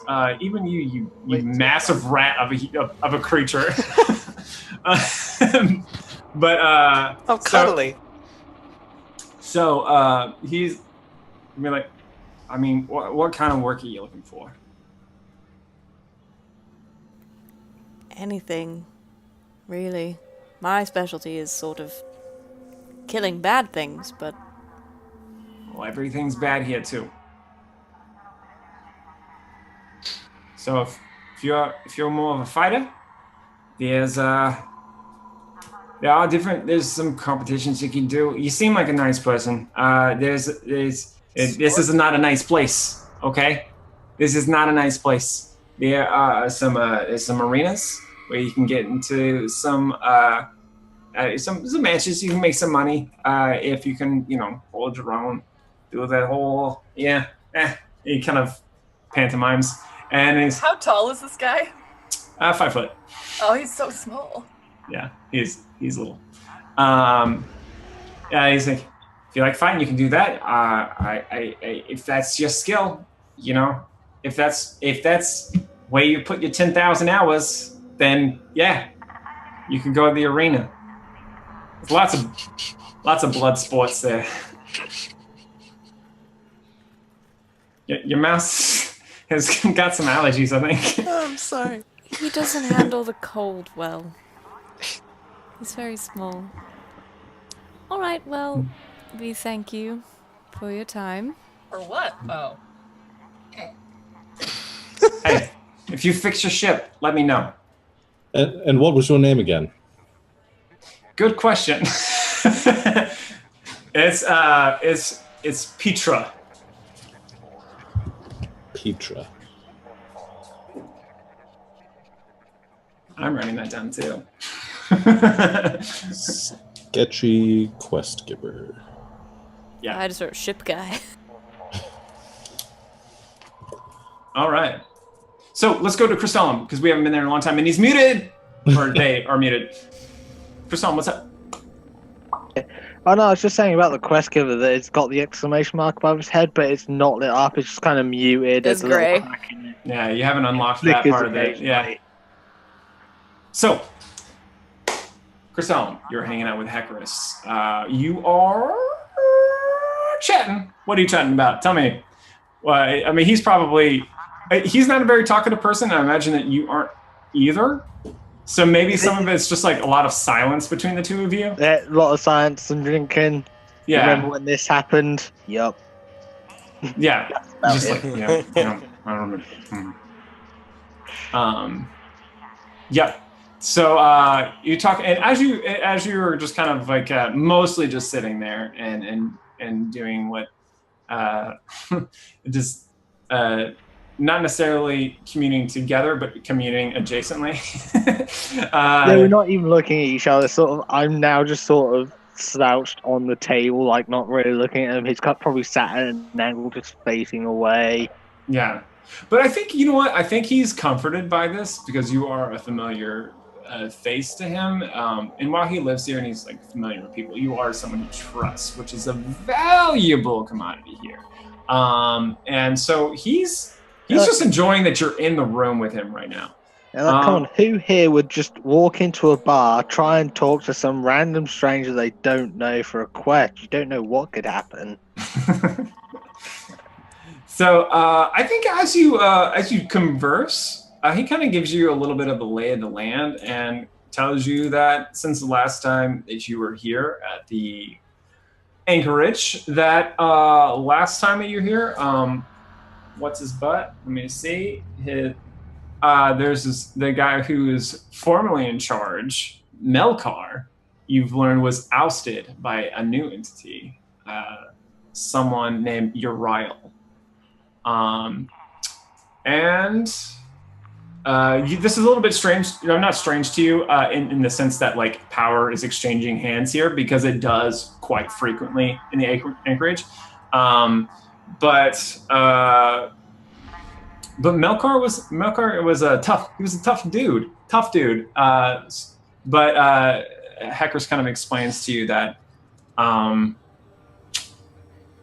that the reason it just happened, it was almost a bloodless coup in some sense. Like,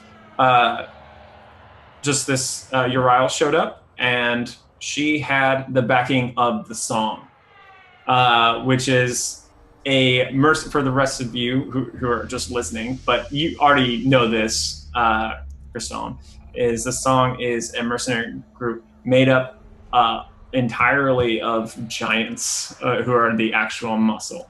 And were you at this? And that person that you all saw on the street is just like one of their kind of people who like basically a PA, just a personal like just like getting coffee run for everyone else. Like that. That's intern. Just just an intern. Everyone in the song is a giant, and they are an incredibly expensive group. For a good reason, because they do nasty things. And so this Uriel shows up with a song at her back, and they're not taking jobs for anyone else, just her. And she takes power almost immediately, almost overnight.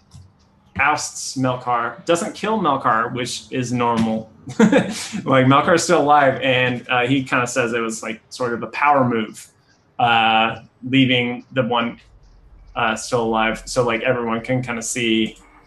I don't know, just like that she doesn't fear having enemies near her. But yeah, so that's kind of where he's just idly chatting with you. Brave. Has a lot of money. Is the gold still moving the same ways or differently?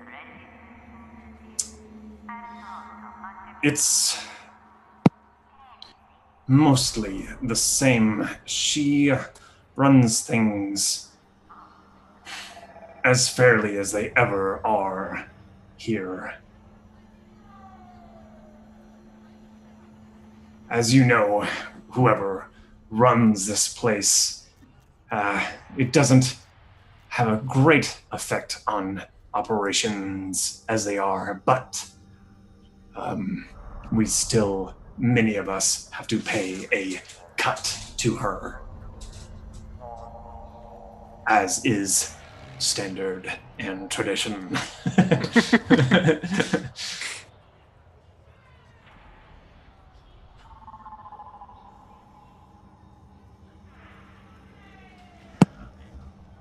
Do you just kind of sit silently from there on out? Just carry on drinking, chatting. Okay. Odd random comment. All right, let's go back to the group of five. What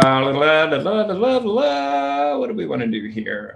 So where you're standing, there are, you hear lots of people like down the road. I'm imagining you're just kind of like ambling around looking for something to do.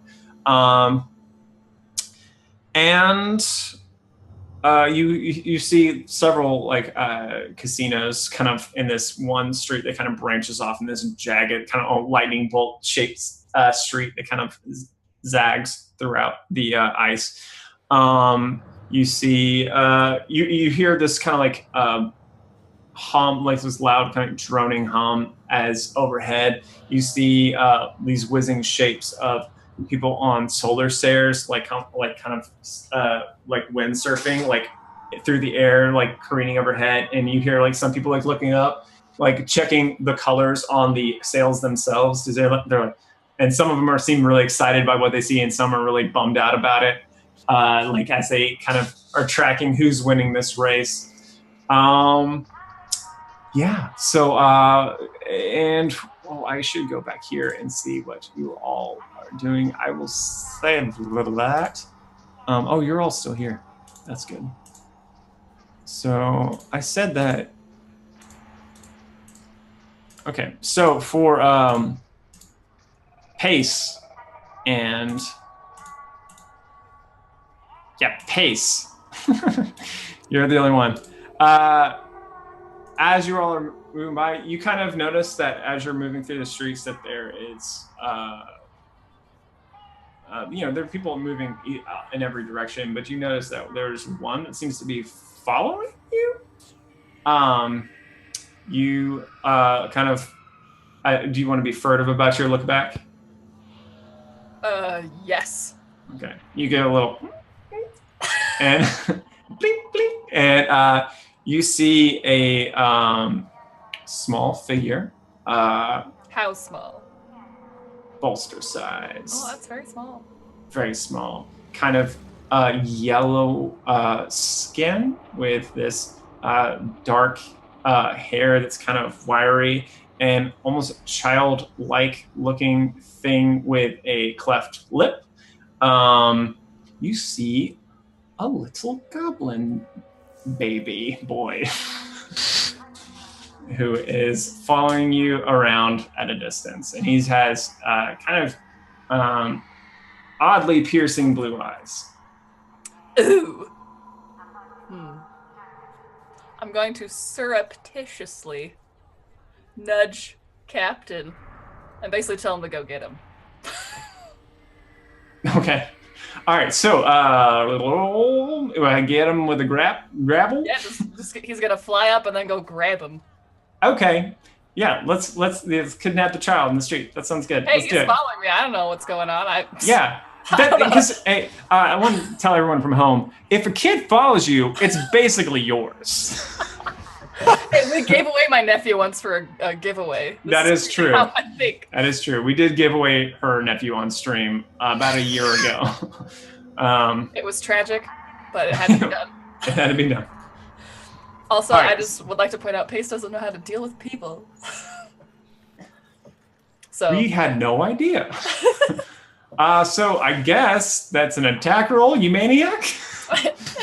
not like harm him, just like grab him by the elbow, like under the armpit. Yeah. Roll me the attack roll. I know what I said. Okay, I'm just saying. I know what I said. Well, the only attacks that Captain has are bite. Well, we're not going to roll damage. Okay, Just good. roll it. We're going for the attack roll here. Hey, don't suck, Captain. You just grabbed him. Yes. Because he's not wearing an armor because he's a child. Everyone's small to me. He could be a child. He could be an adult. I don't know. All right, so claws around the shoulders, and I'm Just going to lifts give. and brings him back. I don't know. Okay, cool. Because I knew this was going to happen. So we're gonna have him try to wriggle out because that's what any good parent teaches their kids. Like when a dinosaur grabs you around the shoulder, make sure you got to wriggle and roll. Wriggle. Sorry, Darren, wriggle and roll. All right, so Changing my note. He's Darren now. So yeah. Sorry, Darren. I'm gonna say probably that doesn't get out. Although I'm gonna have you do do your choice of athletics or acrobatics with I closed it. Cap. Come back, Captain. Where you at, boy? So you have your claws around him, and you're attempting a grapple. I'm gonna say. Okay. So my choice of acrobatics or athletics, you said? No, actually, athletics. It's only athletics. I don't know why I said that to you. I was. Because so it is not true. Ooh, he just wriggles out, just Dang barely. All right, so he like and this really skittish little creature. Why? Like here's like sees the shadow, and kind of ducks out of the way, and starts running off into the crowd. Hey, Do you pursue? I look back and I look at everyone. There was a kid trying to follow us. I tried to grab him, but he's gone. What? You just grab kids? Are you what's just... nation? I mean, I didn't. I mean, he was just a kid. What if he was hungry? What if he was just a hungry little ankle biter down there and he was hoping we would feed him some? He was like your height, though. Yeah, but he's just a little guy, like a youngin'. You know, like a I don't know, like a knee baby, you know? I try to look around and see if I can track where there is a running scared child. I asked Captain to come back. I didn't hear Pace describe the child. Oh, I didn't. Just looking for a scared child. I'm gonna say investigation and disadvantage. That's a 15. Are you kidding me? Okay. All right. Wow. You we were shooting. Okay. So yes, she rolled. Did you say the 15? Yes. Sorry. Yeah. You see the child? He's like, and you see him like just as he turns around a bend, and just down an alleyway.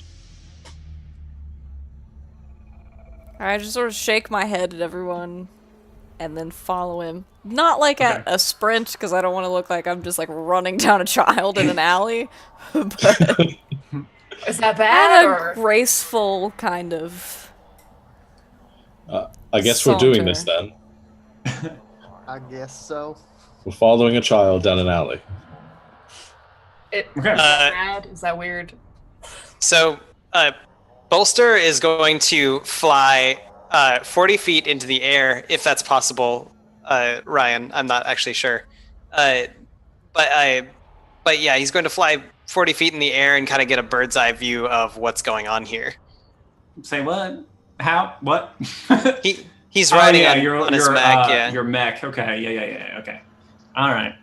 Okay, but yeah, you fly up. You fly up 40 feet. Fly up straight 40 feet, and then to get vantage point?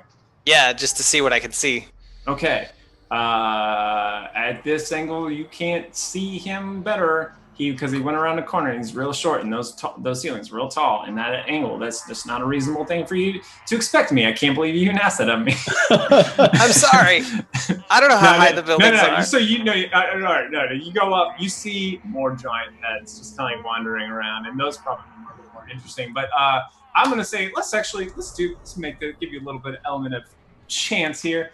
Give me a perception check. If you blow my mind, if you blow it, then maybe. Wow. I'll let something happen. Give me a perception check. Okay, yeah, you did it. So you, from your vantage point, so the way that this alley goes, it kind of sharply turns to the right and then goes to the left, and like some miracle, you see this like little shape, like, and you see for like half a second. All right. Guess I'll follow that kid. What is this game? Okay. I don't know. I see. All Bolster is thinking about is like. Oh, that was a 19. Everybody. Like apologizing to the mother. Like that's what Bolster was like thinking of doing. So me and Bolster chase a child down an alley. Where's your mommy? Yeah. So yep. Sorry. Continue. Sorry. Nope. So just like so me and Bolster just chase a child down an alley. Okay, cool. Are following more sedately. Okay, so where is everyone at? Are you still in the air, buddy boy? Little mousy poo? Yes. Okay. All right. So as you all move forward, there are where your elevation is, Mr. Mouseman. There are lots of twinkling strands of lights that are kind of dancing, like Christmas lights almost. The way they're kind of like tied loosely on everything and connecting. You're kind of avoiding them as you're like flying through, and you begin to see the lights around you flicker. It kind of flicker on and off and on and off. And Pace, you see this as well. The two of you when you see this, you are not happy about it because you start to have a flashback to rat agents, the grid walkers. Because this is the telltale sign of what happens right before they show up. Da, da, da. And then Sorry. on the roofs near you, specifically Bolster, several forms into thin air, just standing on different sides of the roof. You see 3 figures, and they see you kind of go. But that's the sound that your mech makes, by the way, Cannon. And they all look at you, and we're gonna do a little bit of initiative for the 5 of you. I'm sorry, Crystallum. We'll come up with something. We're gonna do initiative. Pace wasn't trying to steal the child; she was trying to save the child. Yes. Okay, No, so it'd be really weird how Chris from my crew did anything to upset a child, but kind of just have this feeling. I got that shiver down my spine, like Pace did something really stupid. yeah, I also didn't expect this to happen already. By any means, I gotta bring out the chat. Let me clear the chat. Hold on, let me clear everything. And oh God, who rolled a 48? No. Sorry, let me put you in manually, bud, because. So you said Buddy's little companion pals don't have their own initiative? Correct. We're not gonna do that. It's not worth it. It's not worth it. Question: we haven't had a rat. This is all the same day from that last fight. Same right? day. This is like an hour later, you little busy bees. I know. Yeah, so gosh, I have to roll for these guys. I've got to pull these sheets up. This wasn't supposed to happen today. Said someone was following, man. By the way, no, I'm not gonna say it. We'll leave a little bit air of mystery, but nah.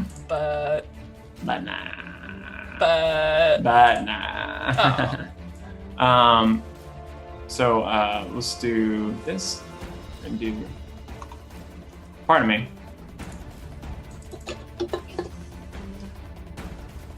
Okay, where'd the initiative check go? It's right there.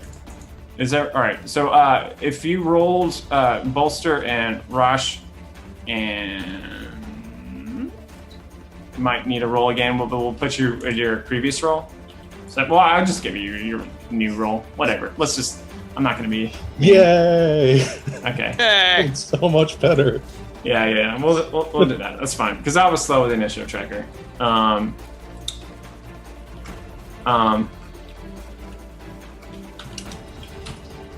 Pardon me.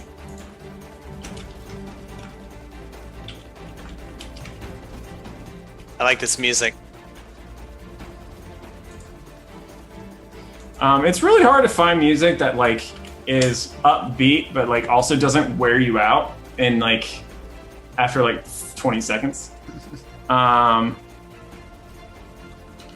all right. That said, I'm starting to be worn out by it. All right, so okay, guys. Actually, man, I kind of want to actually not do Rush because you don't know. I don't think that you know that anything's going on up there. I feel so. Here's what I'm going to do. I'm going to let the people up at the top go and Bolster go, and then I'm going to go. And then I'm gonna do you, and then we'll go with the rest of the initiative order, okay? And then we'll do it as normal from there on out. Yeah. So just because they haven't done anything yet, now you don't have a context for understanding that something's going down right now. No, that totally makes sense. So what's gonna happen, Mr. Rat Dude? First off. They're going to, one of them pulls out this net behind him that sparkles with this electric energy, and he hurls it at you. but he rolls so bad, y'all, that he falls off the ceiling. He falls off the roof. And immediately plummets down 2 stories and like lands in a heap with the rest of you all. So actually, I'm going to go ahead and nix what I just said because he rolled so bad. I'm going to say, all right, now Rosh, you can act from this. There's someone in this sitting before you, or like in a heap of either have this like this net with crackling electric energy in it.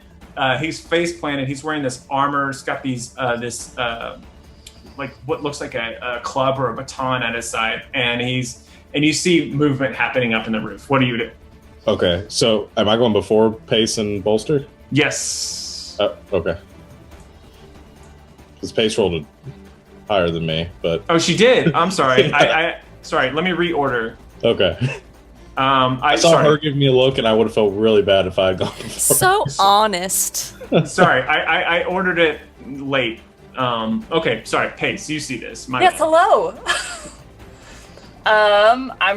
Is there anyone that looks clearly like a leader type, like a captain of the crew type, like the boss man of the game? I'm trying to think if you can see from here.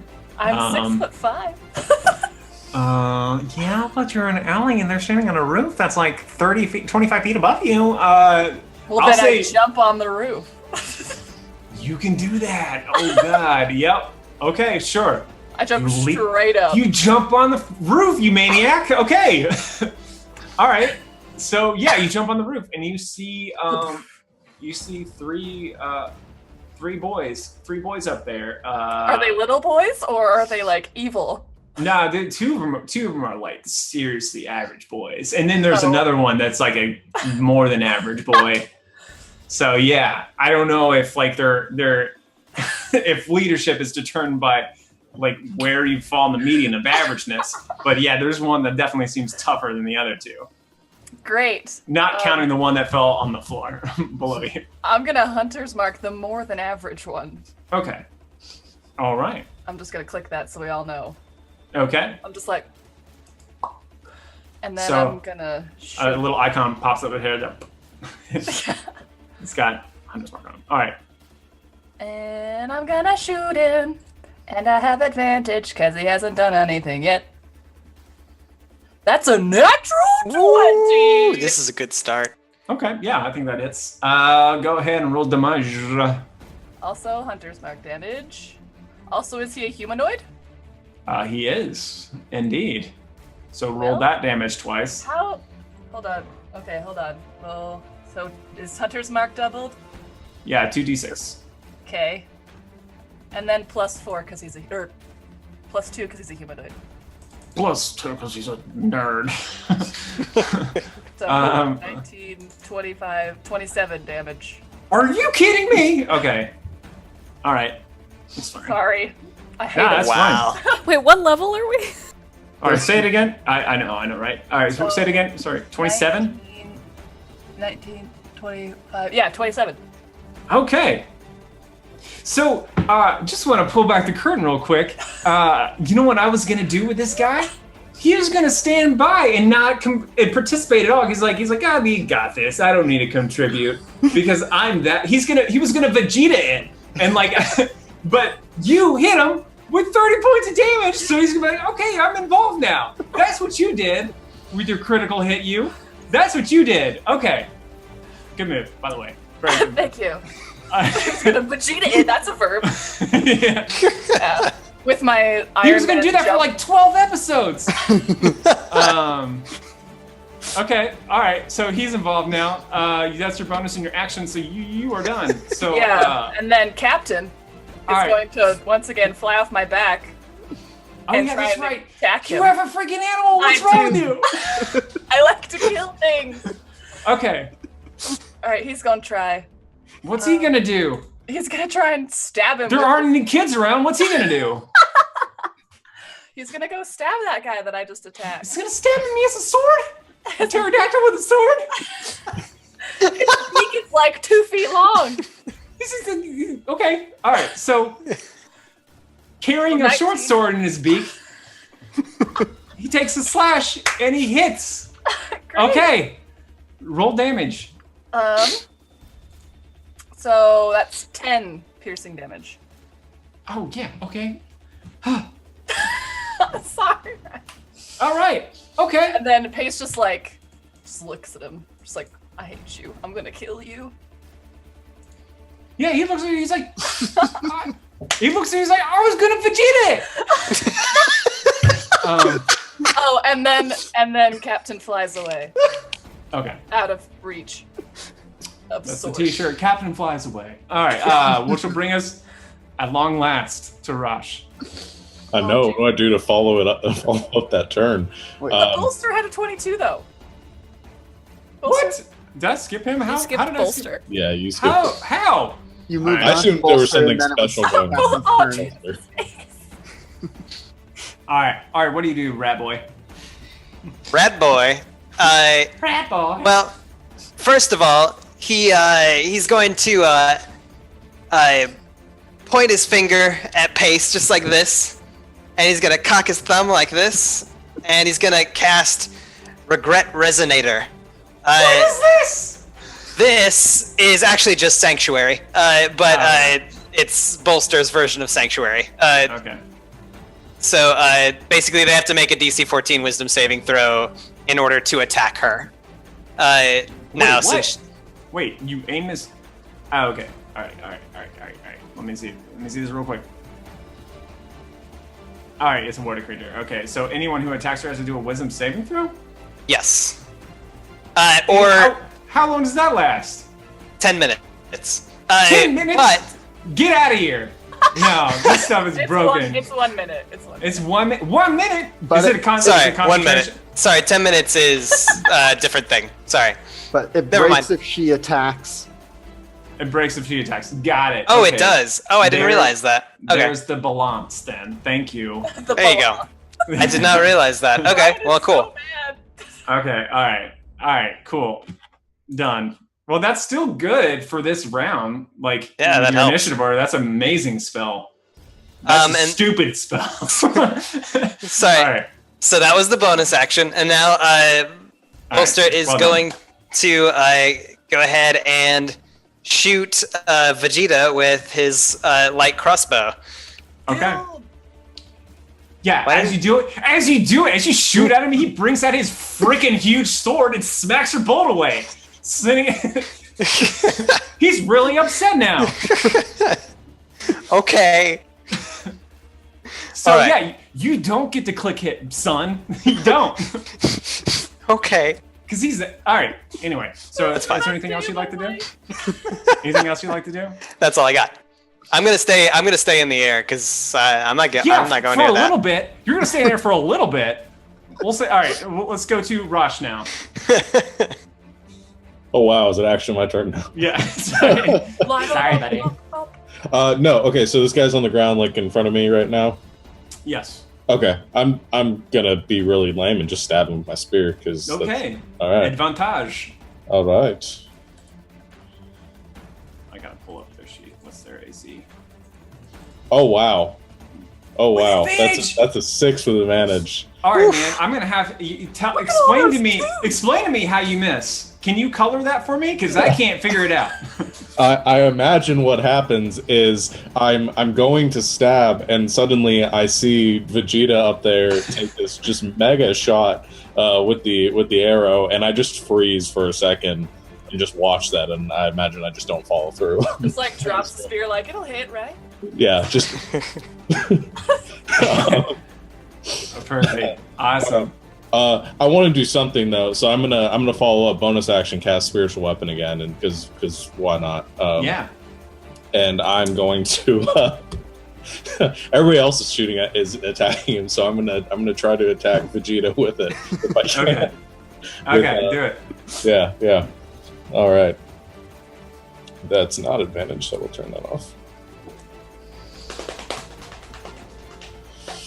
Why is that taking so long? It's only a 12. That's not gonna do it. He's enraged. He's enraged. I mean, he just moves his head inside and this flaming spear over his shoulder. Yep. Okay, so that's gonna bring us to the first. The one on the ground is gonna get up really embarrassed. He's really embarrassed, guys. He's trying not to look you all in the eyes. But what he's going to do, he's going to get to his feet, look at you all, and then he appears on the roof. And still holding his net. And he's going to try again. No, he used his action. I forgot. He doesn't move. He's still on the ground. Forget him. Forget that guy. He's still on the ground. So the other two on the roof are going. One is going to actually one's just going to charge at pace and pulls out this baton that crackles with this lightning energy, and he's going to swing at you. There's a 16 hit. Do the wisdom saving throw. Oh my gosh!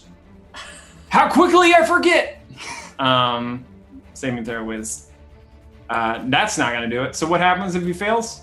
He's just like, I need to choose another target or lose the attack.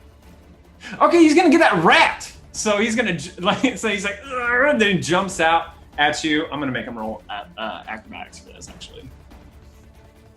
Oh no, he bungles that. So he goes like, he jumps out at you and goes like, and then falls down. He doesn't. He lands on his feet though at the bottom. He doesn't like fall down like his other lame dude does. These guys are not turning out the way that I thought they would, but I love it. So he's gonna land down there, and then he's gonna take just a wild swing at one of you two the one of the three that are still down there. I'm gonna do a D3, and it'll be Gwen, Rosh, Vince. So at you, Gwen. Oh god, I'm part of this fight. Yeah, he's gonna take a swing at you. It was a 12. That misses me. So that's me. not gonna do it. He misses. Yep. So he takes another swing. This is going so well. And then the other one is going to try to do the wisdom. He doesn't know about the spell, so he's gonna do a wisdom saving throw to see if he can attack pace, and he passes. Oh, he does he? So he's gonna hit you twice. Oh no. Or gonna try to. A natural 1 on one of those. But then a 17. Does a 17 hit? A 17 does hit. Okay, well, you take 11 points of bludgeoning damage plus 8 points of lightning damage. That's 19 damage total. Son. If you're doing the math, which I am, because that's the kind of DM that I am and want to be. So 11 plus what? 8, so 19 total. 19. Okay, so he's smacked, but you're lucky that you didn't hit with both. That's all I've got to say. All right, so which brings us to Gwen. Oh wow, this guy just took a swing at me. And I am not pleased about that. Wreck 'em, girl. I would like to use my bonus action to put my Crimson Right of the Frozen on my sword that I have, which means I take damage. Okay. It's a 1d4. That's only 1. Nice. So I do that. And then I will take my rapier and try to stab him. Okay. So there's 2 down there right now. Oh god. No, so whichever one just swung at me. There's okay, yeah, the one that's not prone. No, that guy. Okay. So what did you roll? Well, that's 9. Okay. He ducks out of the way as your what do you have? A great sword? Sword? It's a rapier. It's a rapier. It's so no, fancy he doesn't. and graceful. So he kind of like goes like ooh, like that kind of move. Moves his torso out of the way. As your deadly rapier narrowly misses him. Narrowly misses by a lot. Cool. So that's because your bonus and that's your action. Okay, so that's going to bring us to Vegeta, which I'm going to rename so I can keep these. No, I can't rename it. Why can't I rename it? Okay. Anyway, so you know what? He's gonna get you, Pace. He come get you. Okay. So he's going to do a wisdom saving throw, and he passes with flower and colors, and he's going to swing at you. And holy God! He rolled a natural 20. Oh, it's only fair. Okay. Goodbye, everyone. So 20. Goodbye. You take 38 points of damage. I am immediately unconscious. Okay. So many of that slashing, but also some of it psychic as your mind screams. Ah! Okay. That was just his first hit. Bye. He's going to take another swing at you because he's really upset with you. At advantage.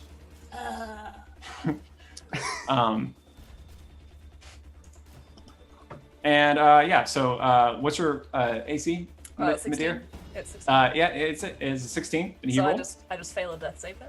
Yep, you fail. So your two fails. So you have 2 failed death saves. Because he's really mad at you. Yeah, I mean, I wonder why. Yeah. He's not dealing with this. Okay, that's his turn. That's all you can do. Or is it? Vincent. Okay, how much of what's happening up there can I see from down on the ground? You just for pace cry out, probably, in bad terror. And no, So probably don't see any of Vegeta peeking over the side of the roof or anything. Let's say, I mean, you can see it's kind of scuffling, but you can't. It's hard to tell from here, like what's going on up there now. I need. Is it a creature that I can see? Can I see Vegeta at all? Sure. Let's say you can see him. He's staying on the gutter, like real cocky. Well, that cockiness will not fly, so I'm gonna magic missile him at level 2. Okay.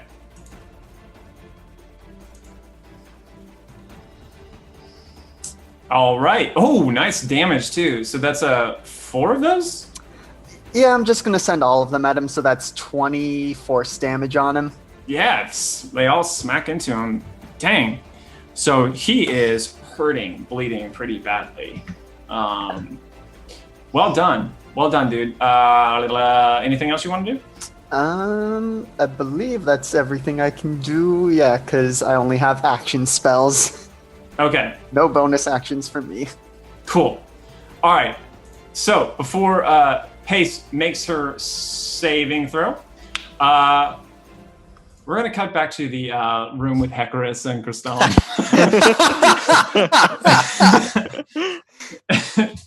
And Arcturus is just kind of. It's almost like what is it? King of the Hill is like.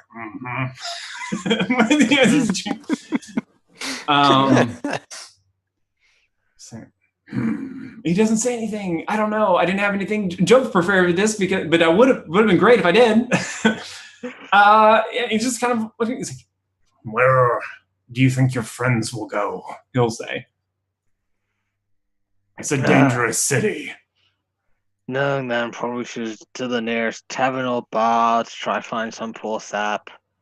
Maybe then to the market to do what I asked and probably in the least attempt to start repairs on the ship. Pace would probably then do something stupid.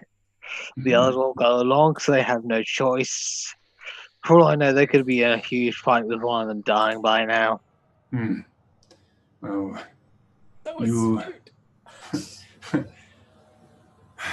It's probably best to check up after them. This can be a dangerous place. And we'll stop the session there for now, and we'll get back to this. Oh, with Captain. Whoa! Captain screeching in terror and agony. Yeah. So, sorry, that's not what I thought would happen. It was great. By any stretch of the anything. So anyway, hey everyone, thanks for watching. This is UPIC Gaming. We are playing this game called Wildspace, and it is wild and both spacious as well. So thank you so much for checking in. We have like UPIC Gaming for Twitch, UPIC Gaming for Twitter, UPIC Gaming for YouTube. You get it. No spaces. Just UPIC Gaming. All one word. You got it. So thank you all so much for checking in. Thank you to all my players who are doing such a great job. And this is so much fun. And we will bid you all a good night, and we will see you all. I don't know when because I'm out of town in 2 weeks, but we'll figure out another session to pick up from then. And Amen. Amen. All right. Bye. Bye. Good night, everybody.